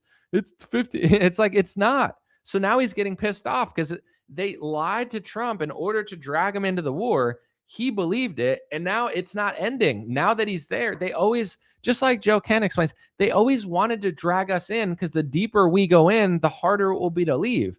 And the harder it will be to leave, the more we have to do. And the more we have to do, the less they have to do on their own.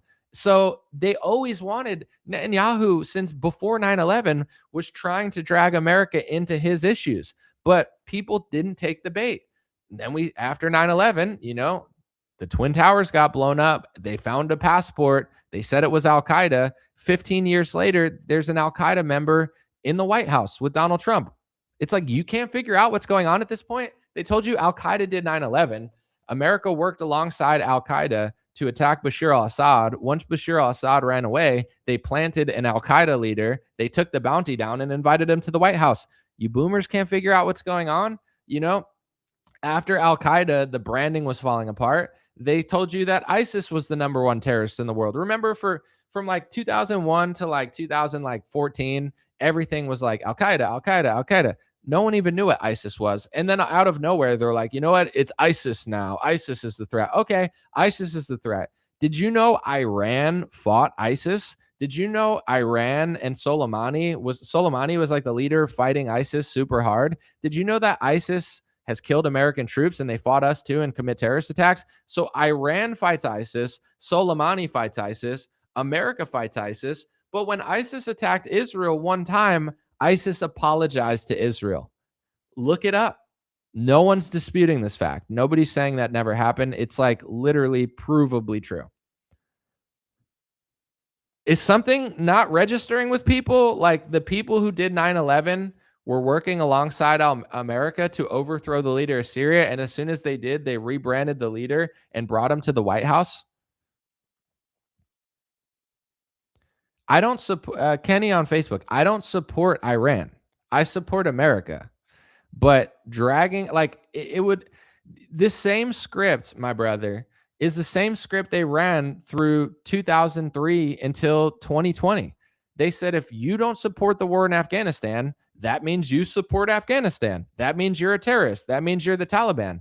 You know who worked with the Taliban? The United States of America. You know who gave the Taliban their country back? The United States of America. Do you know who gave weapons to the Taliban? The United States of American government. So why don't you call them terrorists or traitors? Why is it podcasters that are telling you the truth about it? I don't support Afghanistan and I don't support Iran, but the same people who called people terrorists for 20 years ended up working with the country, and then they ended up admitting it was a huge mistake. So conflating being against a war that everyone's going to admit in 15 years was against American interests, it's like all of these wars, like everyone's like, you have to support these. Those same boomer tards, like in 10 years, will be like, oh yeah, I always knew Iraq war was a lie. No, you didn't. You were calling me a terrorist when I was 15 when I said that George Bush was lying. Now every Republican thinks George Bush was a liar. But when George Bush was around, every Republican liked George Bush and they voted for George Bush and they called any criticism of George Bush supportive of a foreign nation.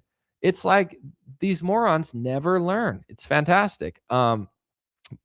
Fantastic. I don't know if fantastic's the right word, but it's fascinating. With all that being said, yeah, we'll see what happens, but I think pre 9/11 and after 9/11, Netanyahu was always trying to drag America deeper and deeper into their issues. And we slowly went deeper and deeper into their issues. And I think Trump brought it to a new level that even compromised politicians never brought it to, because they knew if we go from here to here, then we're going to be stuck there. And to my brother on Facebook, if Afghanistan is like Afghanistan compared to Iran when it comes to intelligence, technology, population size, difficulty to fight, Iran would be like, the Seahawks, and Afghanistan would be like a high school football team. Like Afghanistan is nothing compared to Iran when it comes to power. Afghanistan is like, no offense, but they're not a powerful country at all, not even close. Afghanistan war was the longest war in American history, and we didn't win it. We had to give it back. If that's what it took in Afghanistan, what do you think it's going to take in Iran? That's why Trump wants to blow them up, because he realizes he's screwed. He's like, either I admit defeat or I blow him up. But here's the thing, he's so wrapped in the tentacles of his handlers. I don't even know if Trump can strike a deal. He tries to strike a deal, they blow up a negotiator. Another negotiator tries to strike a deal, they blow up that negotiator. They want a deal that Trump is not allowed to support because Israel doesn't want to support it.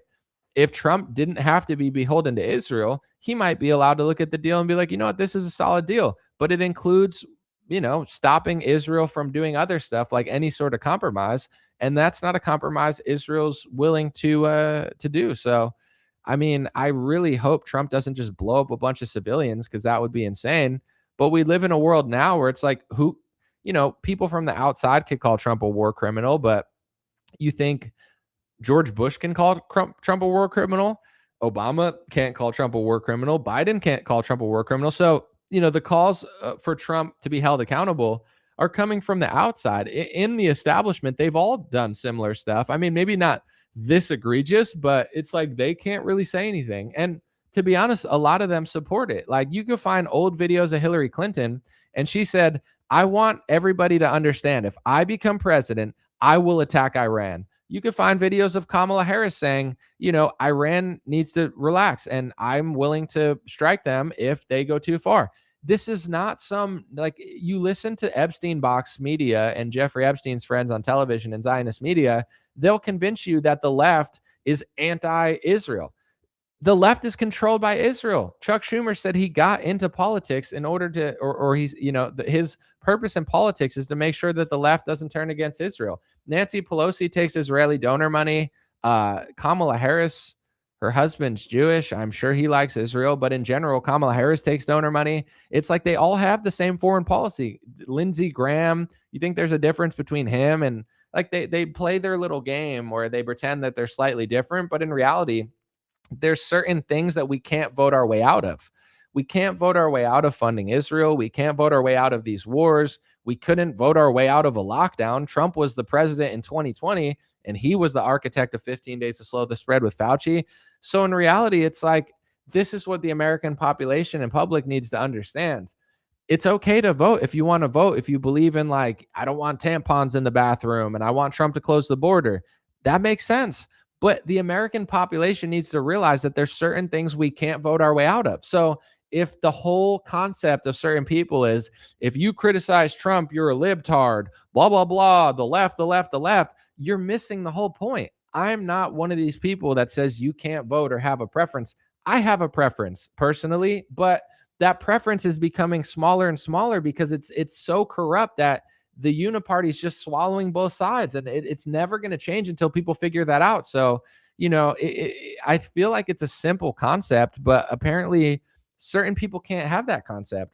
Some people are smarter than others, and that's understandable. But I think what separates humans from animals is our brain. You know what I'm saying? Why does a dog just go bark, bark, bark, and, like, a cat, you do a laser pointer and it chases it, think like, oh my gosh, it's like, it's because the cat, doesn't have a big brain. It doesn't have critical thinking skills. It doesn't have the ability to, like, understand how to not get tricked. Animals get tricked. Not all animals. There's some really smart animals, but you understand what I'm saying? It's like, humans have dominated Earth because we're smarter than animals. If we were dumber than certain animals, we wouldn't be able to do everything we're doing. So I don't understand why people think like animals. Like, maybe it's an IQ issue or something, but I don't think these concepts are really that hard. It's not like, oh, solve this equation that you have to go to college for. I'm talking like a third grader should be able to understand this. It's like, you have two parties. They're both being bankrolled by people. They both have the same foreign policy, and going to the ballot box will not be able to change that. But people's love and hate for politicians is holding people back to this crazy extent where I think, like, the average person either hates Trump or hates Biden so much that they can't figure this out for some reason. I'm gonna play this real quick. Maybe I'm not. Hold on one second.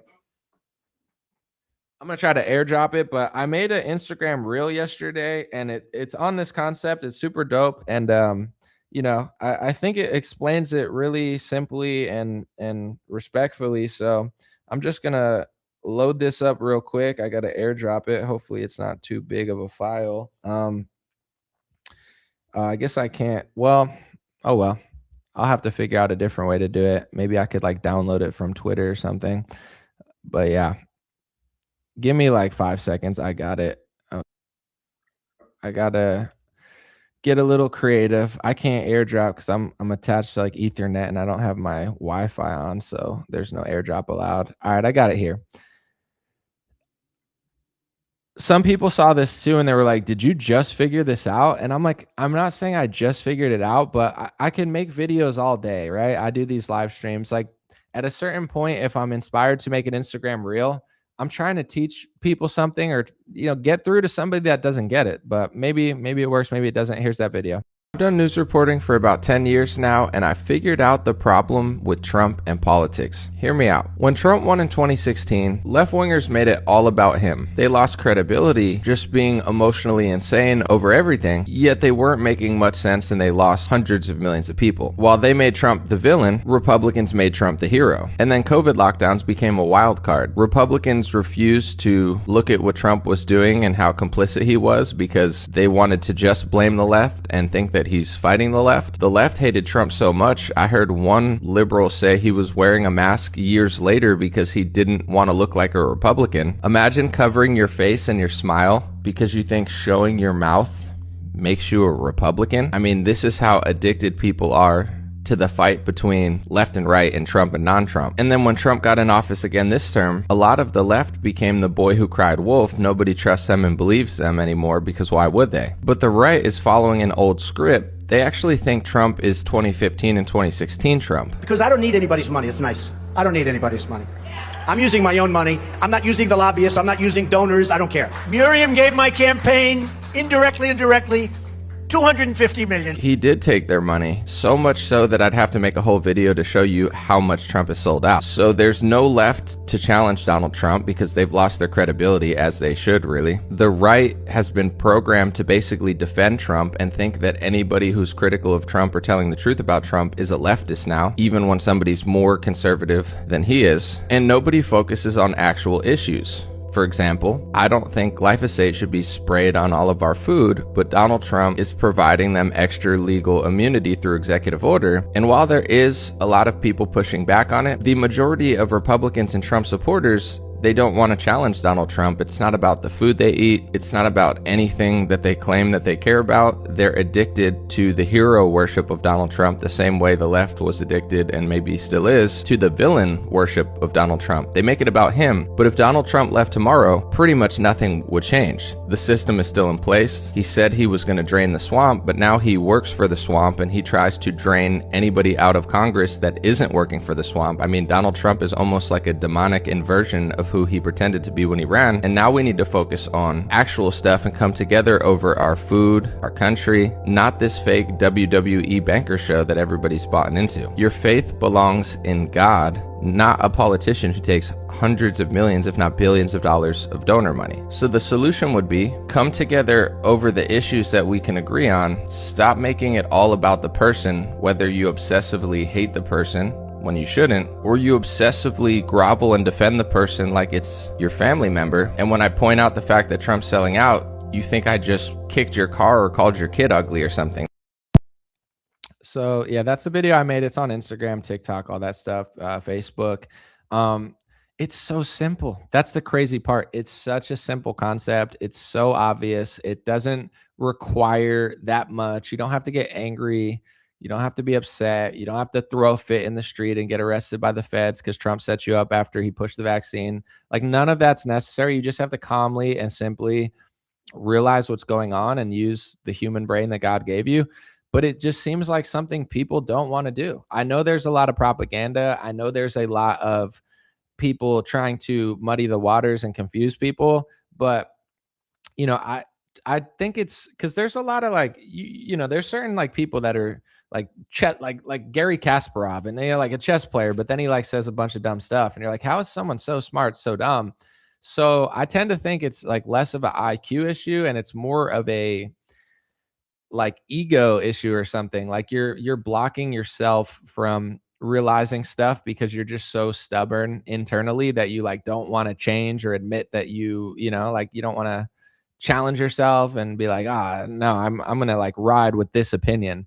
But you know, riding with your family is honorable. Riding with God is honorable. Riding with, you know, people you've known your whole life is honorable. It's not honorable like riding with Donald Trump. It's like that's what I don't understand. Like I said in that video, when I say Trump took $250 million from a donor and is selling America out, people act like I kicked their car, kicked their dog, said their kids are ugly. Like that's the response I'm getting. Like if I said something really mean to your family or your friends or to God, I get why you'd be upset, but why are you that attached to Donald Trump? It's I liked Donald Trump. I made a song about Donald Trump in 2018 when nobody like I wasn't the first Trump song, obviously, but you know, this whole like conservative Trump rap thing.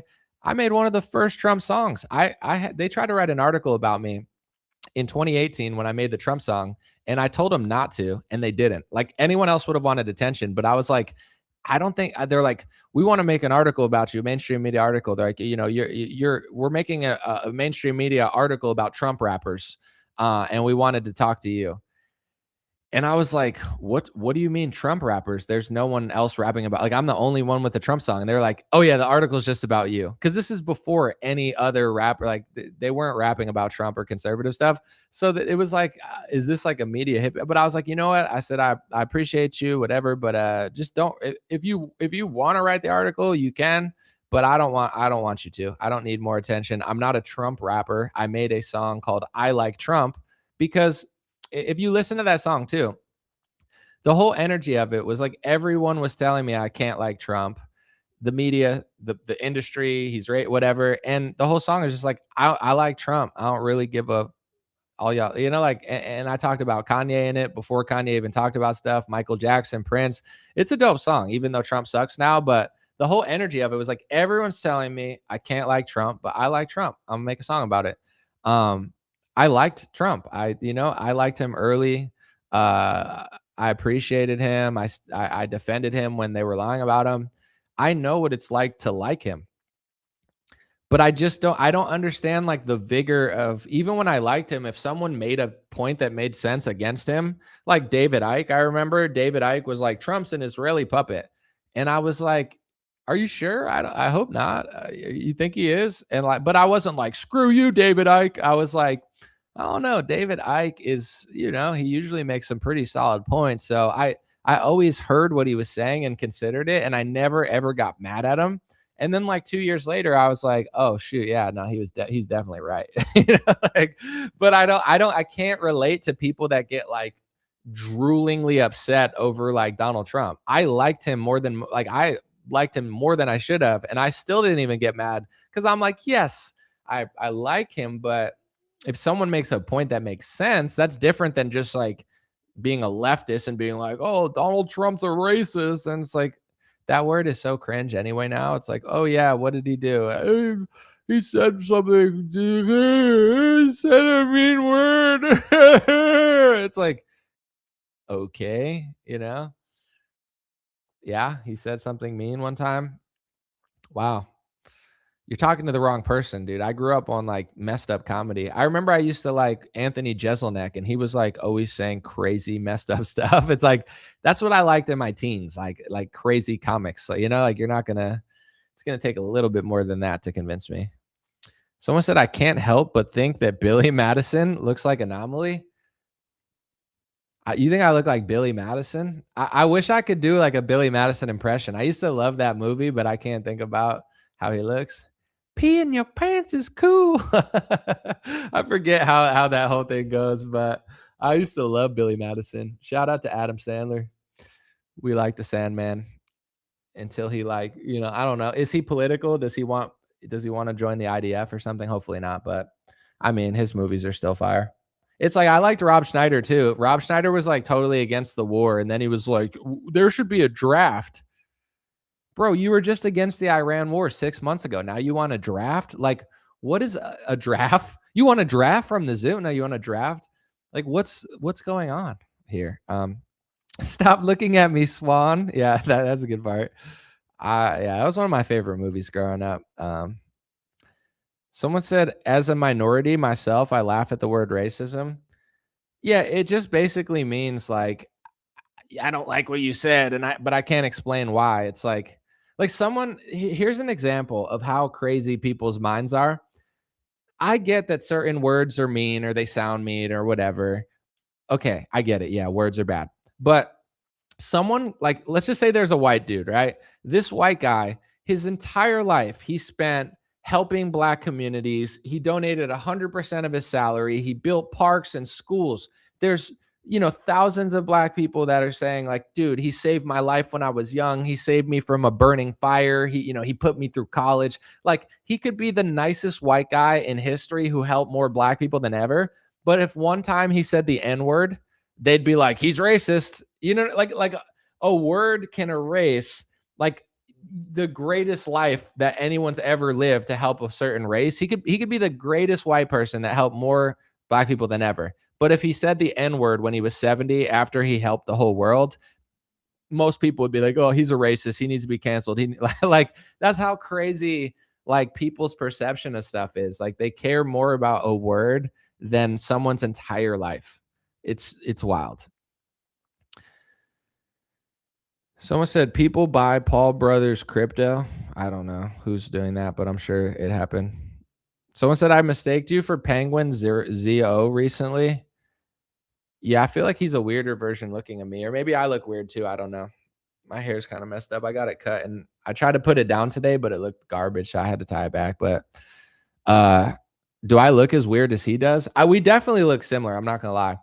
Uh I have a stepbrother and I like saw him somewhere a couple years ago and he thought that was me too. He was like, I thought that was you. I was like, dang, that's pretty funny. You don't live in reality anomaly? Well, Grinch, how so? What's so real that I don't understand? Let me know what's real. Shout out to the Grinch though, he's cool. Someone said Jesus said the N-word, but he was also black. That's funny. I don't I don't know. That's a good one though. I don't know. I met Jesus one time and he looked pretty white to me, but if you want to think he was black, that's cool. Every race wants to believe Jesus looked like them, so I think Jesus, liked all the bands that I like as well. No, I'm just kidding. But someone said voting is purely symbolic. Yes, to a large extent at this point, I think that's clear. But I think people need to stop arguing so much and realizing that most of it doesn't matter and we could fix it by knowing that. But it's like a liberal is just as annoying as like a Trump dick rider at this point, because a Trump dick rider in the grand scheme of things is preventing us from reaching a solution just as much as like the libtard who can't do anything.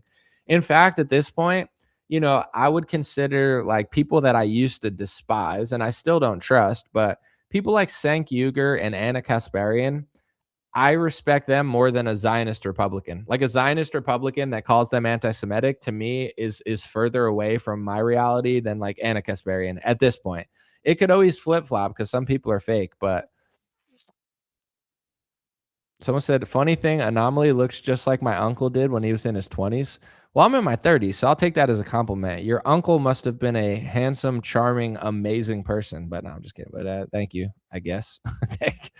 Compare. It's like, no, you're like my uncle was no, I'm just kidding. I don't know.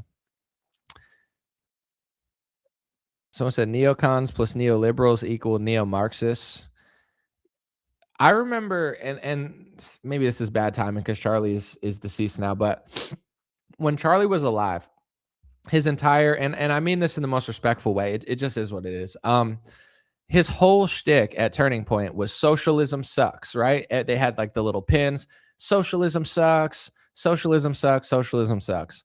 And then when the pandemic happened, they were printing trillions of dollars, doing socialism for the pharmaceutical industry, handing out COVID checks, which is like literally like a communist ideology to just give people free government money. And I felt like Charlie wasn't really saying that much. So that's when I realized, and Charlie, I do think was waking up towards the end of his life. Um, but this is the thing about Zionists. Like Zionist Republicans, their God is Israel. Israel means more to them than anything. It's like, they don't worship Jesus. They don't worship the Constitution. They worship like Netanyahu's government essentially. So it's like we have the First Amendment, but Zionist Republicans don't seem to want to talk that much about the International Holocaust Remembrance Alliance definition. They hate socialism, but when Donald Trump does socialism and borderline communism, they don't really want to call it out that much. So that's when I realized, I was like, these organizations are fraudulent. I thought Turning Point was fraudulent. I think Daily Wire is fraudulent. I think they're all basically just controlled opposition to say things. But then when things happen, they're like team players. They're like, well, if Hillary was in office, I'd really hate socialism and communism. But if Trump's doing it, that's cool. It's like, what's the point of handing out socialism sucks pins then? It's like, I feel like we're living in the Truman Show, and like 95% of people are just actors. And then like Charlie Kirk's like, I don't want to be an actor anymore. And they're like, yeah, that's not going to work. You took too much money, And then they just started calling him an anti-Semite. He's like, how am I an anti-Semite? I've supported Israel my whole life. They're like, yeah, but that's what we do. We just call people anti-Semites to control them, which is why you should never call someone else an anti-Semite, because that word doesn't mean anything. It just basically means, you're probably telling the truth and we don't like that. So shut up. I want to control it. So Charlie, in a way, everything he did to others started happening to him. And, it was a tragedy because I wouldn't wish it on him, like him being called an anti-Semite and him being smeared. But he was doing that to others for years. Like he was gatekeeping, he was lying, he was covering for them. And then he I think started noticing that it wasn't the right thing to do. And he started waking up. But here's what I will say. And this is not just to Charlie, rest in peace, but just to everybody. I don't know why people do certain things or when they do certain things. Like only they know like how long they suppressed what they really knew in order to get opportunities. But you do have to ask yourself, like, why did it take certain people so long to say what I said in 2019? You could ask the same question, like, why didn't I know what Pat Buchanan knew 30 years ago? Because it's true. It's like it took me probably from like 2016 to 2019 to figure it out. Like it took me genuinely, I didn't understand it because I didn't even think about Israel because it wasn't talked about a lot. It wasn't central to our policy. Like it wasn't so obvious to me at that point because it was like in the shadows. And I think that's when it operates the best. I think when Israel's like out in the center, everybody realizes how crazy they are. But when they're like hiding in the shadows of like, oh, let's talk about other topics in American politics, it's hard to like notice because it doesn't seem that important. But once you start passing speech laws, it's like, yeah, I'm going to notice that.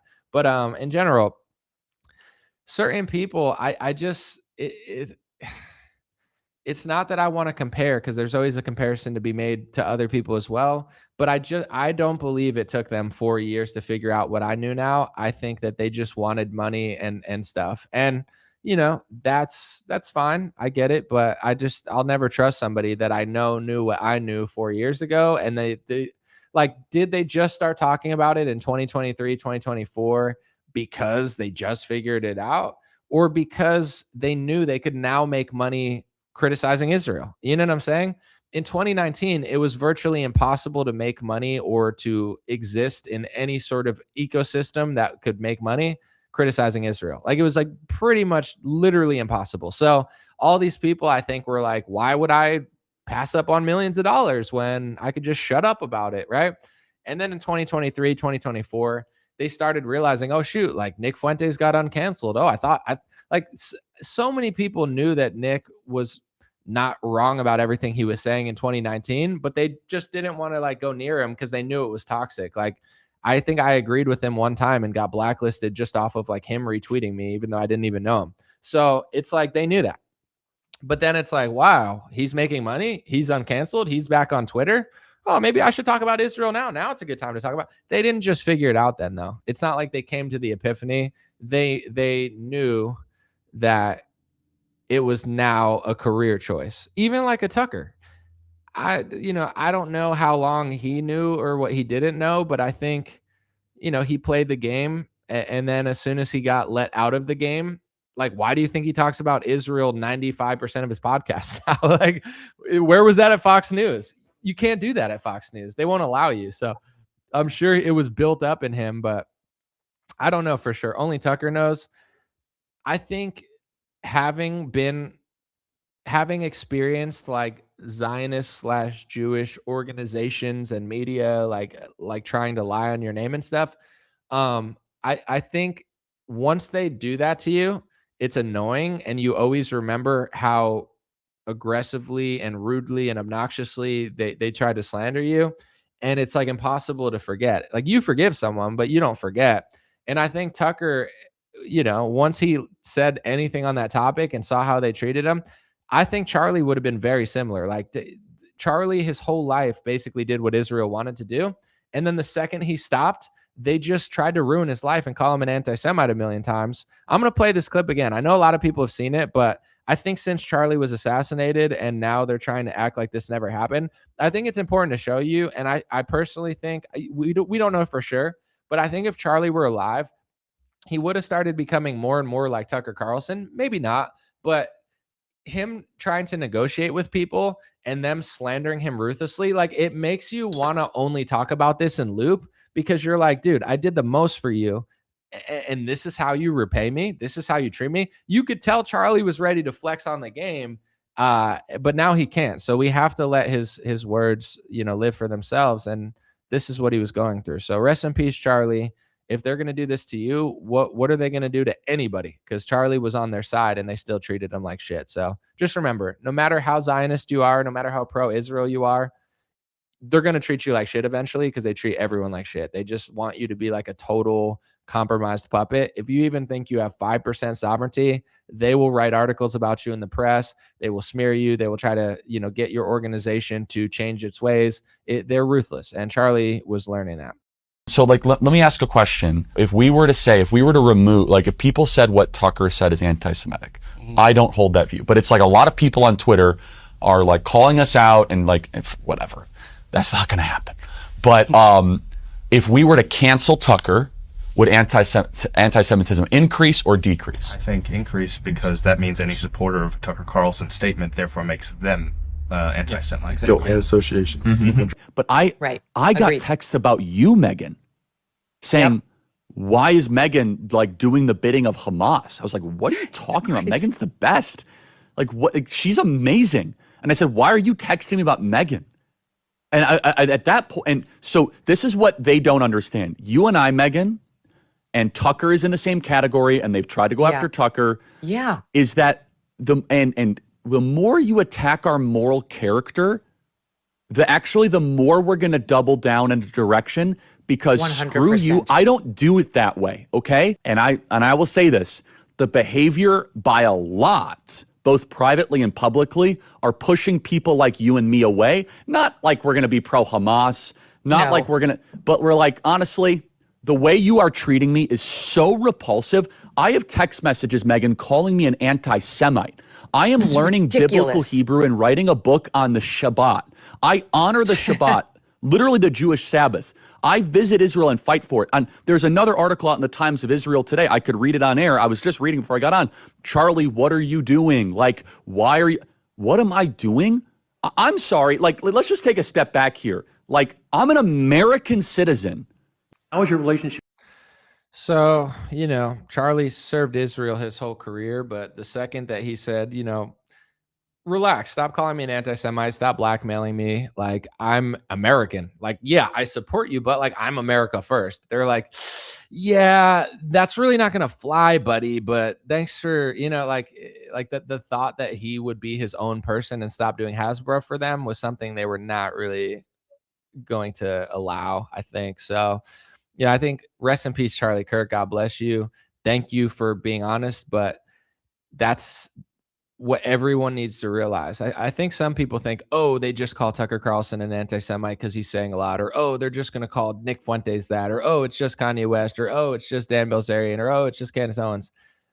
That's what you think.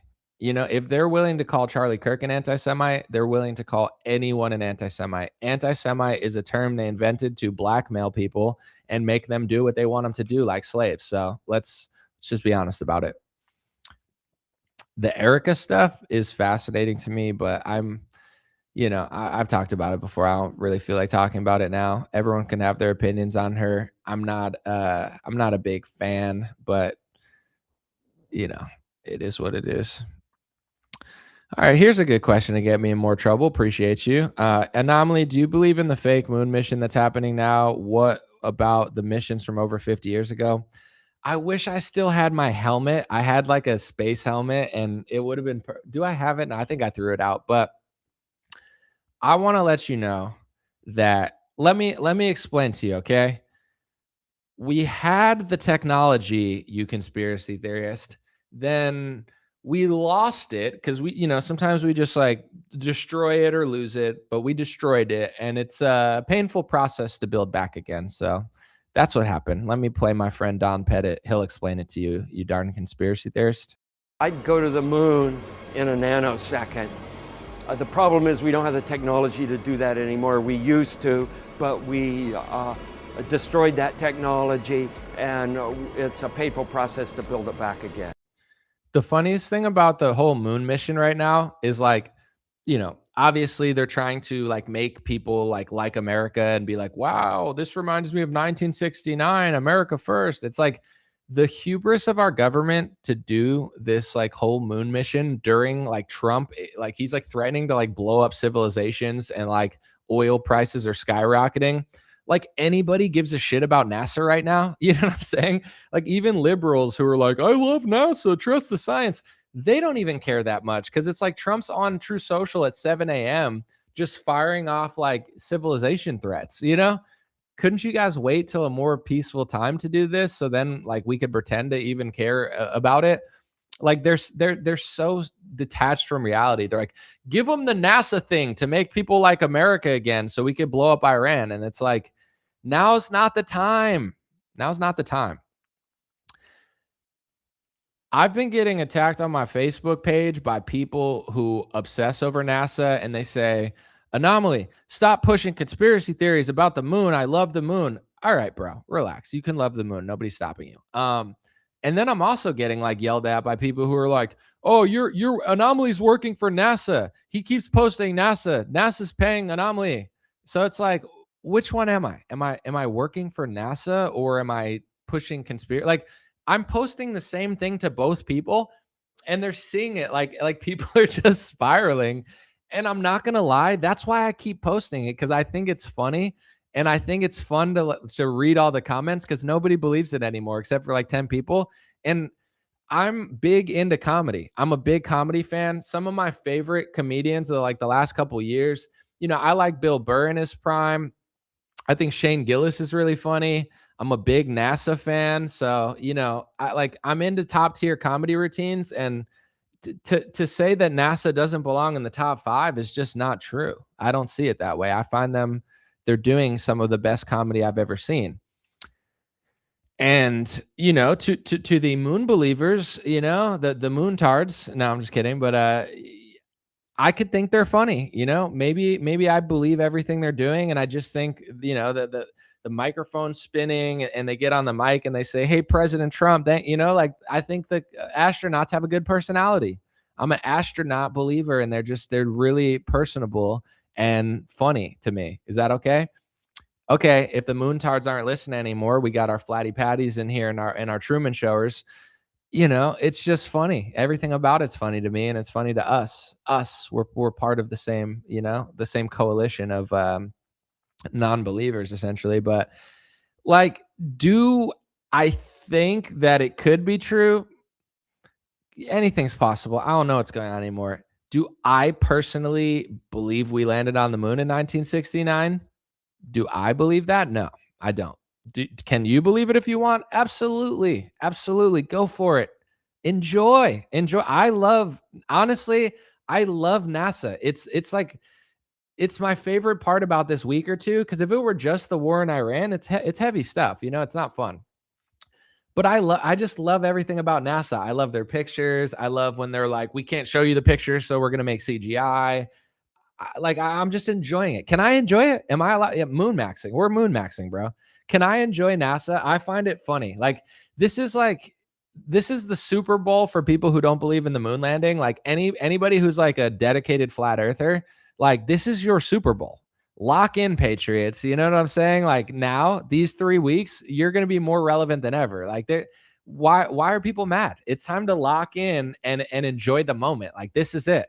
This is what everybody's been waiting for. It's time now. People are finally ready to hear what you have to say. So, and then it's a win-win for both sides. For flat earthers, this is their Super Bowl. For Truman Show observers like myself, I think we might be in the Truman Show. It's just funny. To believers of NASA, to like true dedicated scientists, this is it. We're having, Trump might blow up civilization, but that's okay. We're, on the dark side of the moon with some random Canadian astronaut for some reason. It's a good time for you too. We're doing all these really cool things in space, and it's just really fun. So I find it a win-win. Like everyone should be happy now. Why are people getting mad at me at both sides? I don't know what they're doing, but I don't think they're doing what they're saying, but I'm not stopping anyone from enjoying it. I don't know. Like maybe they're doing it, but I just don't believe it. And but at the same time, I love it. I love this week with NASA. Like I'm not gonna lie. I do go to their Twitter page I'm looking for the new picture. I'm looking for the new moon picture. And then I post it on Facebook and I'm like, what do you guys think? And then everyone just spirals in the comments and like makes funny comments. It's like my favorite thing to post.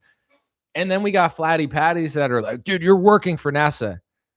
I don't even believe what they're doing. I'm just posting it because I want to see what other people think. Like, and I'm so detached from like caring about it.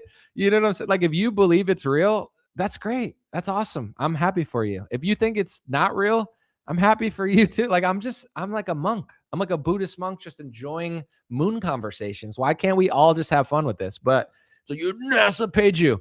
No, I mean, they do have a massive budget, but if they were going to pay an influencer, it would probably be an influencer who believes them. I don't know.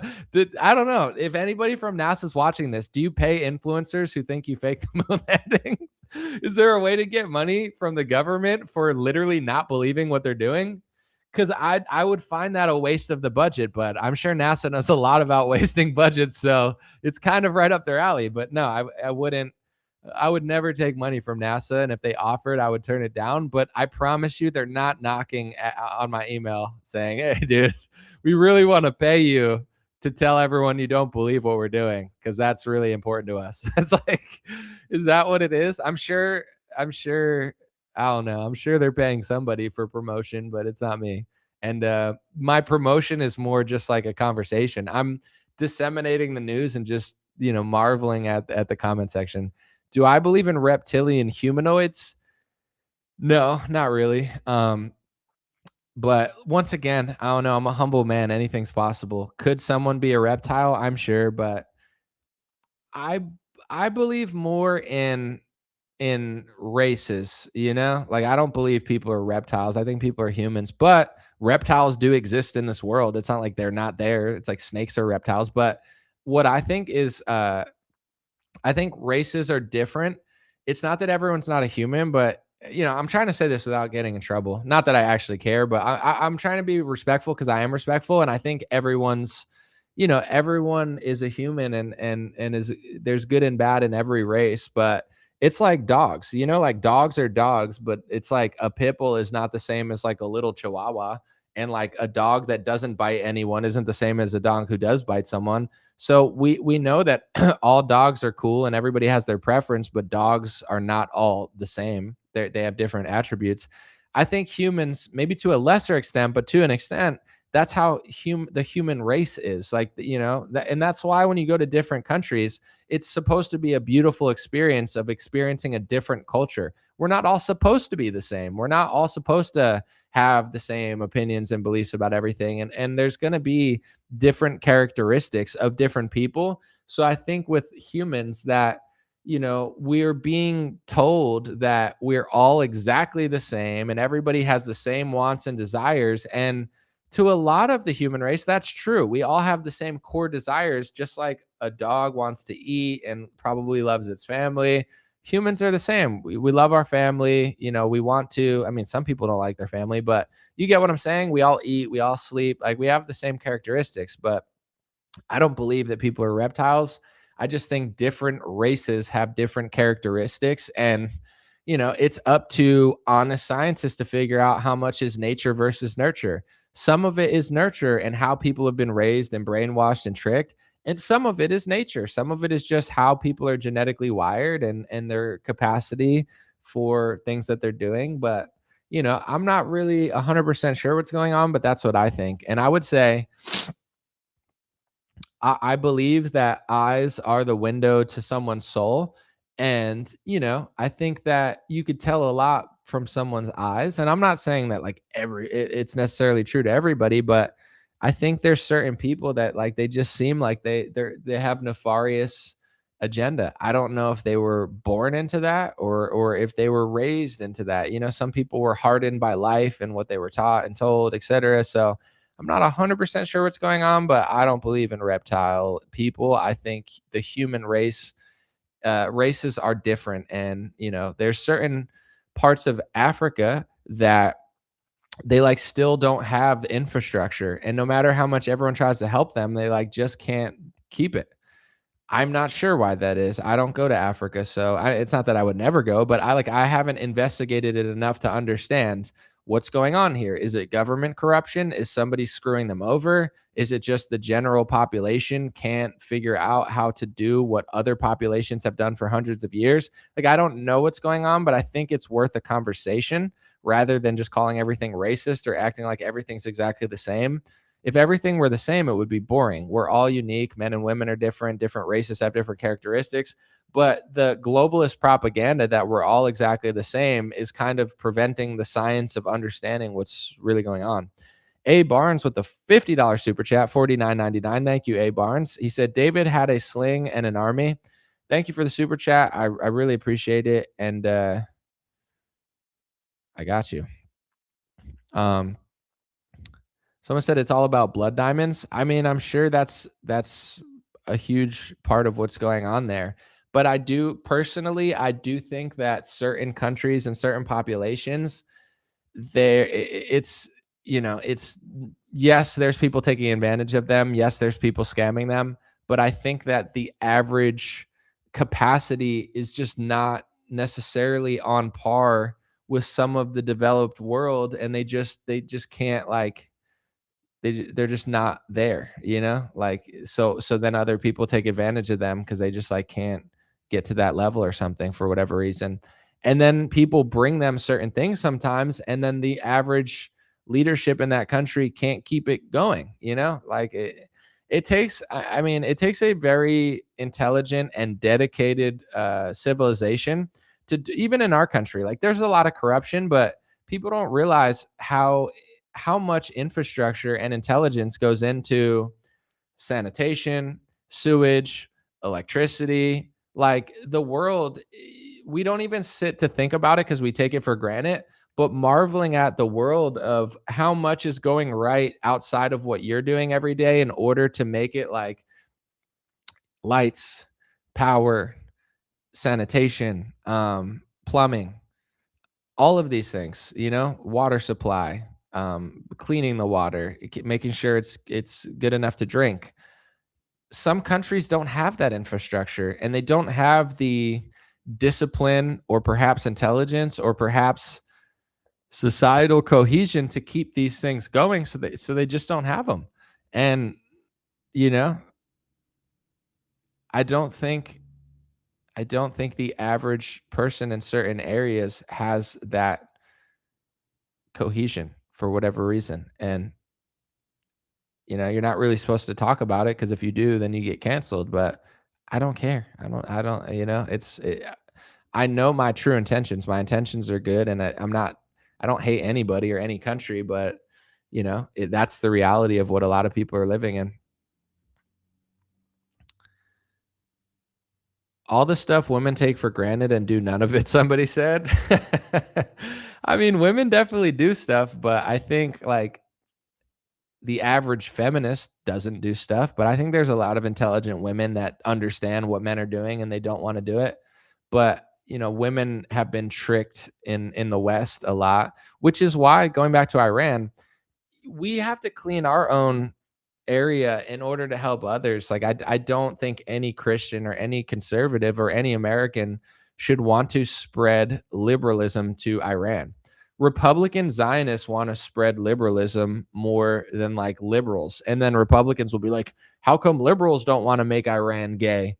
It's like, I could also ask, why do you want to? Like, yeah, they're not, socially consistent with their morals, but neither are you. Like, it's like Susie did it, so now I'm gonna do it. It's so childish. It's like I feel like I'm watching a bunch of children, but they're all like 75 years old. It's like yeah, I don't know. I don't want to make fun of baby boomers, but there's a baby in front of the boomer. It's like the mind of a baby. But it's not just boomers. It's like 20-year-olds too. But you get what I'm saying. I don't know. These are simple concepts to me, but for some reason people can't figure it out. Do I think Trump will nuke Iran? I certainly hope not, and I don't know though. He seems like demonically possessed. I hope not. I don't like him attacking any of their infrastructure. I think it's pretty evil, but I don't know what they have. There's so much lies in war. Like, how much potential do they have? They can't hit America, and I don't think they want to, but they could definitely hit our allies and infrastructure we use in other countries. So only Trump knows what he's going to do, but I wouldn't rule it out. Someone said you're a boomer magnet. Well, that's because, as much as I don't like some boomers that are brainwashed, boomers do like me because, I'm a young man I'm very respectful. I'm very thoughtful. I'm very wise for my age. So in my 20s, boomers, like, they love me, where they're like, look at this 20-year-old. Like, he's young, but he's not retarded like the other 20-year-olds. So boomers traditionally love me because, as you get older, you get wiser sometimes and you learn from your life lessons. And, they were like, wow, this kid's on it. But then it's like when I question Trump, then boomers get mad at me, but they still like me because they know I'm right. So, it's a love-hate relationship, but it's all love from my end. But yeah, I do well with the boomers. They get a little upset sometimes over Trump. Like, boomers like anomaly, but they like Trump more. There's a totem pole to what boomers like. It's like Trump is at the top for a Republican boomer. And I get it. I know I can't compete with Trump on the boomer totem pole, but I'm not competing for popularity. I'm just simply being honest. I want it to age well. Whatever I have to gain or lose because of it, that's on God. I don't know. He could decide, but I'm not. It doesn't matter to me. And what people don't realize too, unless you listen to my show, and I say this a lot, I've been preparing my whole life for this moment, in the sense of, like, I've had record label offers and deals and management deals and distribution contracts when I was in my early 20s. I didn't sell out when I had nothing. I had no money. I had nothing going for me. I needed help in life. Like, I could have used a lot of help from anybody. I needed something, but I never took it. I never took it when I was broke. I never took it years ago when I didn't have that much or anything to my name. I had no car until I was like, I don't know, like 30 years old. I didn't own a car in my 20s in LA. I had no car for 7 years. I lived in shitty apartments. I never sold out when I had nothing. So now people think I'm going to change now that I've actually, saved a little bit of money, now that I've actually made my own business, now that I don't have to work for anybody.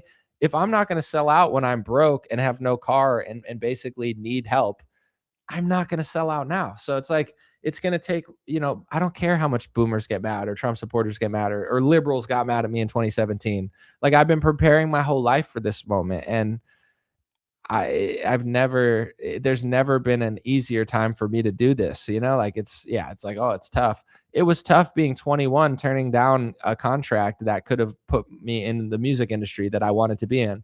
It was tough turning down certain podcast offers, that would have probably elevated my career a lot higher and given me, resources that I've always wanted.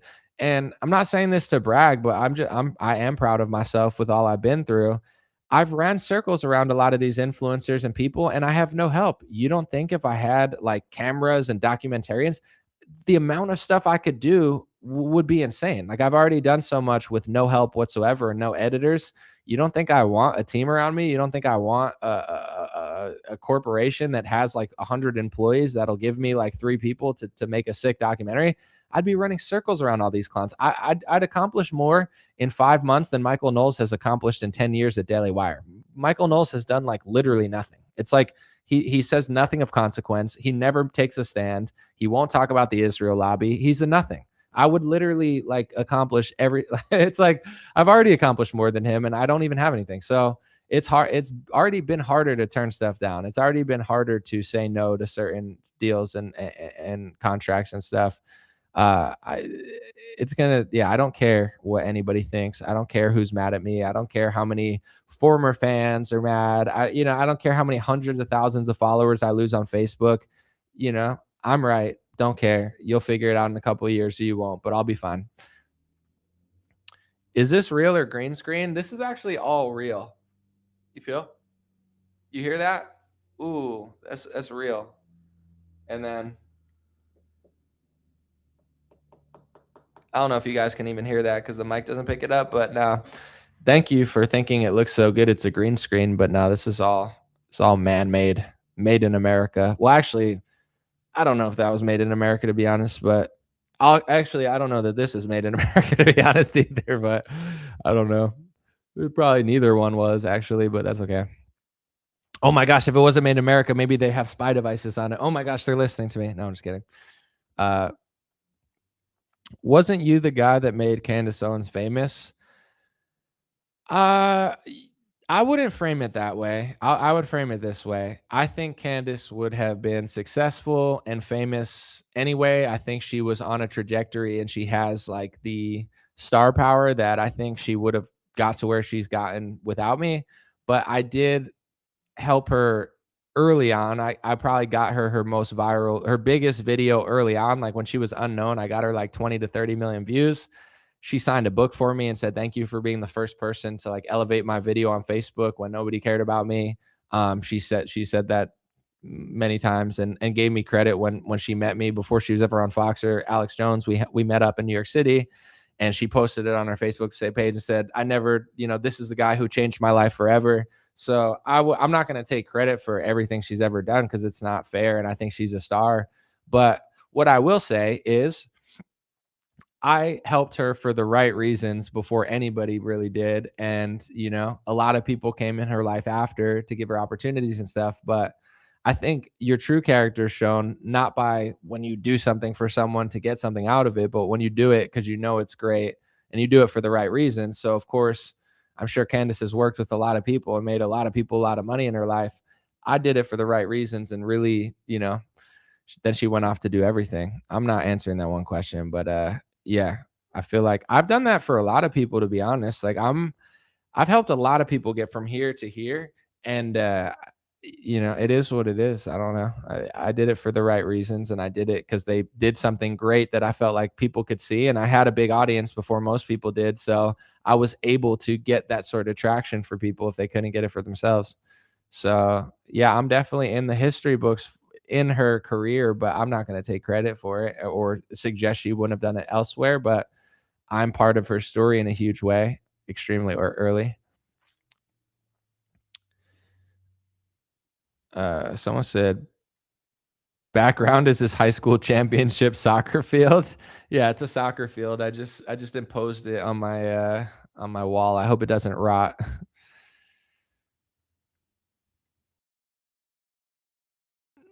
Someone said you are wealthy enough to get the whole wall grassed.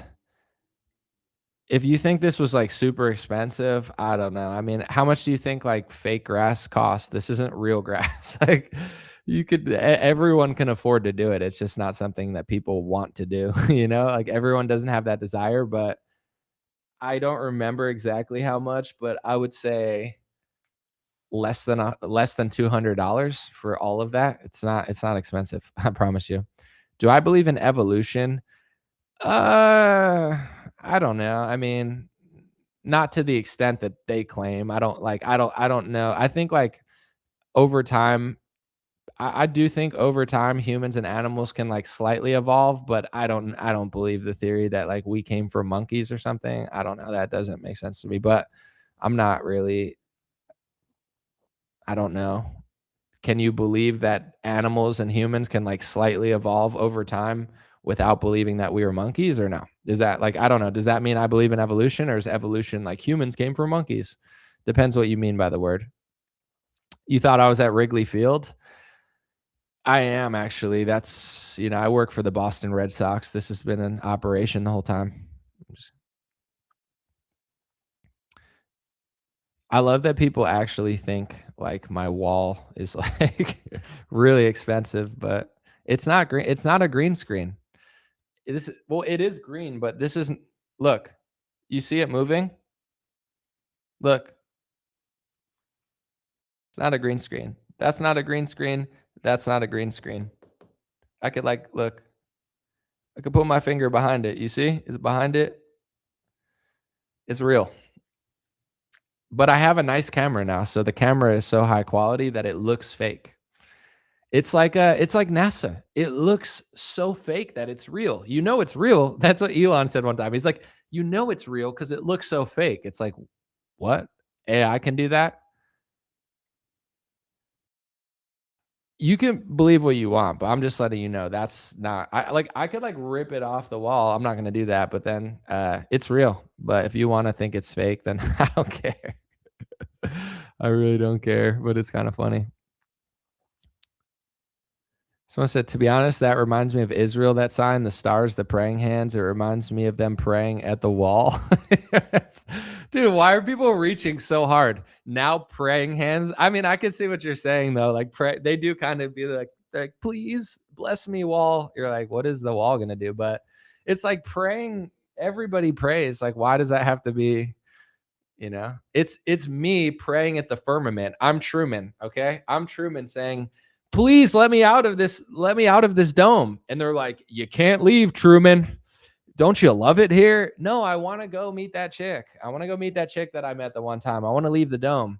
It's me at the end of the dome praying. Here's NASA. Ready? I'll explain to you guys. I'm a certified scientist. No, I'm just kidding. I'm not. But here's how NASA goes. Okay. This is like, where did they leave from? Texas or something? Let's just say they left from Texas. I could be wrong, but I don't care. All right. They leave, right? Here's what they do. They go, woo, oh, look at the rocket. Wow. Oh, and look, this is actually sick. Okay, that's the atmosphere. This is like above the clouds, like where the planes are. So they go like, woo.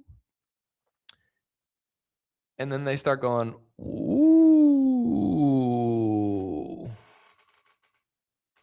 And then they land in the ocean somewhere. And then everyone's like, wow, they went to space. And it's like, yeah, they definitely went up and around and down. I wouldn't call it space, but you could. The scientists do. I get it. Space. Yeah, they were there. They were definitely there. There's the stars too. This is perfect. Woo. Dude, I love NASA and I love SpaceX because they go up and down. It's pretty cool. It's like they're like, woohoo. It's real. They really do that. But this is the atmosphere, the end of the atmosphere of Earth. And let's just say that's the moon. That's the moon. We'll do that one. That one's the moon, okay? The moon is within Earth's atmosphere, so they can go near it, but I don't know. They say the moon is within Earth's atmosphere, but me personally, I don't think you can land on the moon. I don't think it's possible. I think it's more of like a light source and a fixture than it is like a thing you could like land on and dance on. You're like, look, I'm playing golf on the moon. It's like, all right, Neil Armstrong, allegedly, but I don't know. I want to see them put a human on the moon. Do you know every 5 years, like, we're going to go to Mars soon. We're going to go to Mars. All right. Are we going? We're going to go to Mars. You've been saying that for 50 years. Go to Mars, Elon Musk. Go to Mars. You go. I want you to go. Not some Canadian, not some lady that looks like she makes, lattes. I want to see you go to Mars. We're going to build a civilization on Mars. Do it then, bro. Go do it. We're going to do this on the moon. Yeah, you've been saying it for 50 years. Go do it. Oh, we lost the technology. We can't find it. All right, bro. Let's see.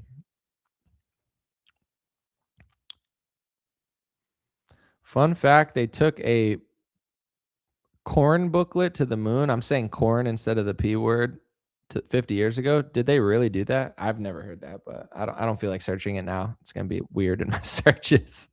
You could be setting me up. Please, Elon, go to Mars with Peter Thiel.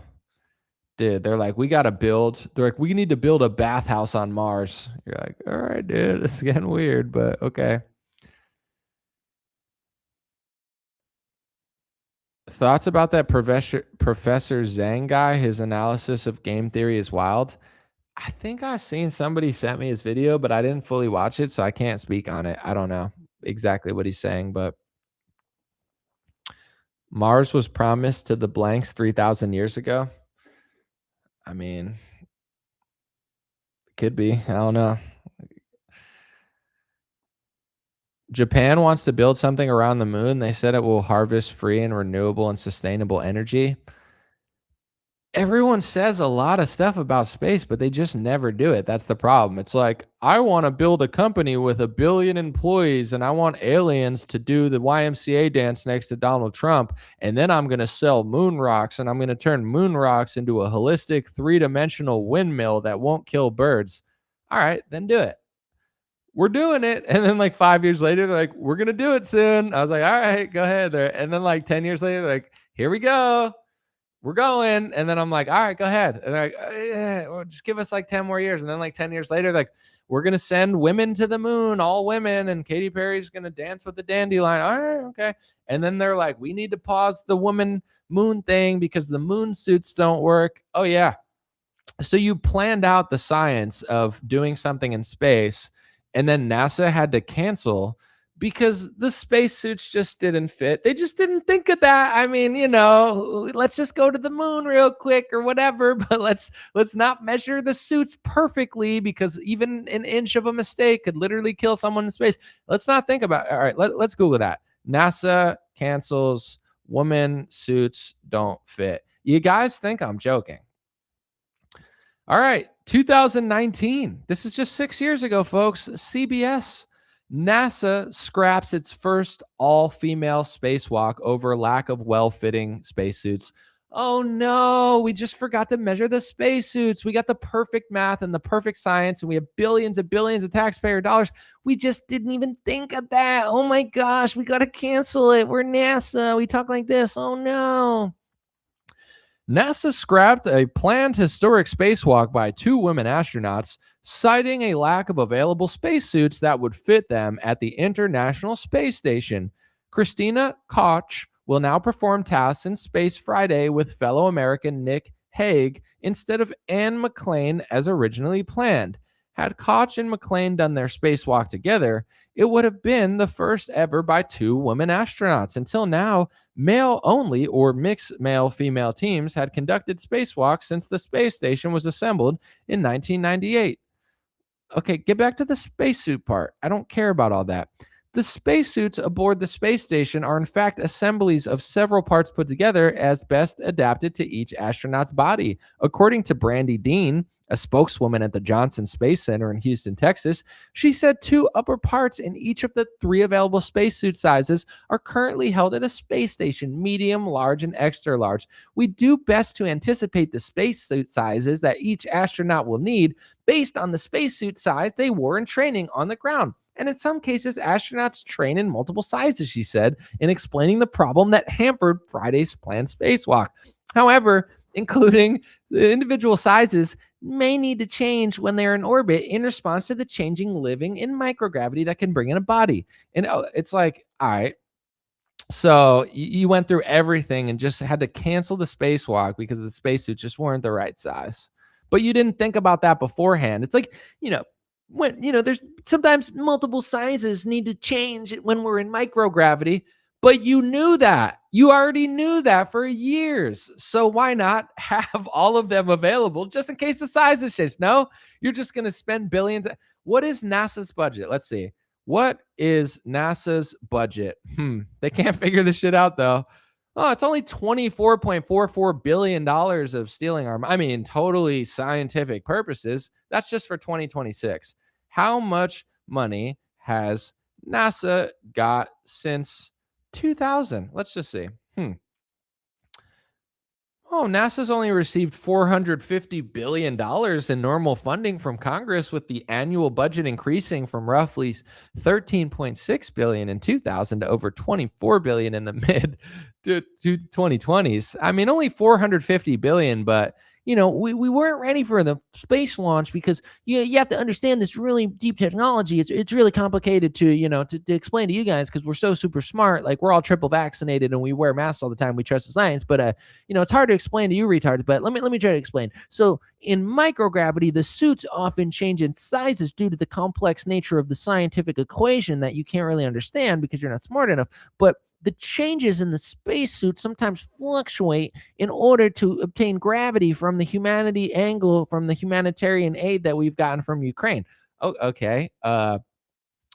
So microgravity slightly changes sizes. That's correct, sir. That's exactly what's happening. So we don't have the right spacesuit sizes.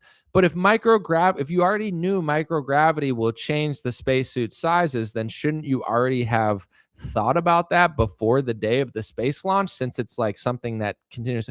Well, I mean, technically, absolutely. That seems like something that's plausible, but we deleted the technology. We used to have it and we deleted it or lost it, and it's a painful process to build back again. So it's just technically a quarrel in the quadrant that you quite can't understand. That's a lot of cues for you, but don't get excited QAnon people, because that's a conspiracy theory, okay?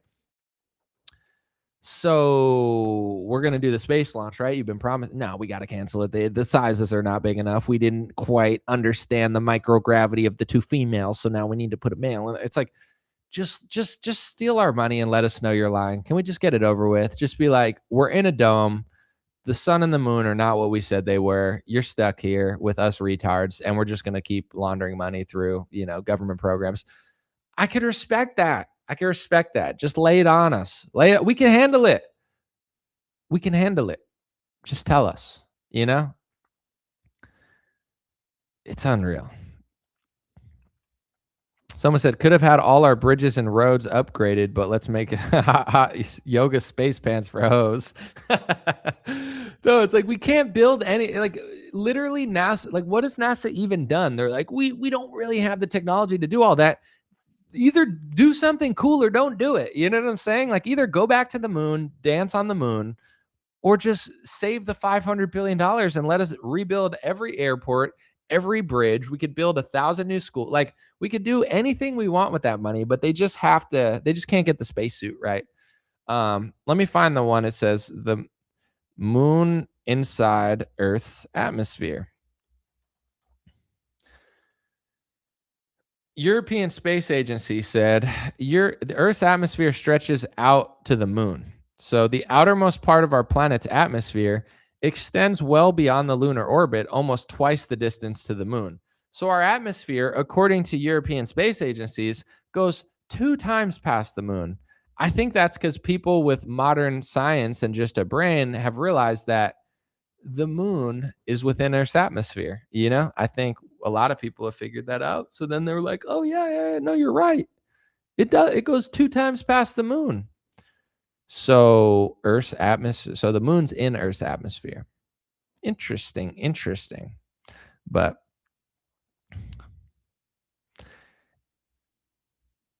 all right. Someone said it's the people that change sizes anomaly, although I see the point. I mean, but if people change sizes and they change sizes with microgravity and space as well, you have to think about that. And okay, let's just say they know that this is a thing, right? You're 4 weeks away from launch. You're 5 weeks away from launch. You're 6, whatever it is. It's like you can weigh people every day. You can tailor them every week. They have billions of dollars of taxpayers a year. They should be doing they should be monitoring the changes every day. So then if they have to replace the spacesuit, they have enough time to do it. There's a way to do this. No, I mean, maybe not. Maybe they need like months to rebuild a spacesuit or something. I don't know. I mean, it's possible that they're not lying. I just don't buy it. But once again, I'm not going to stop anyone's fun.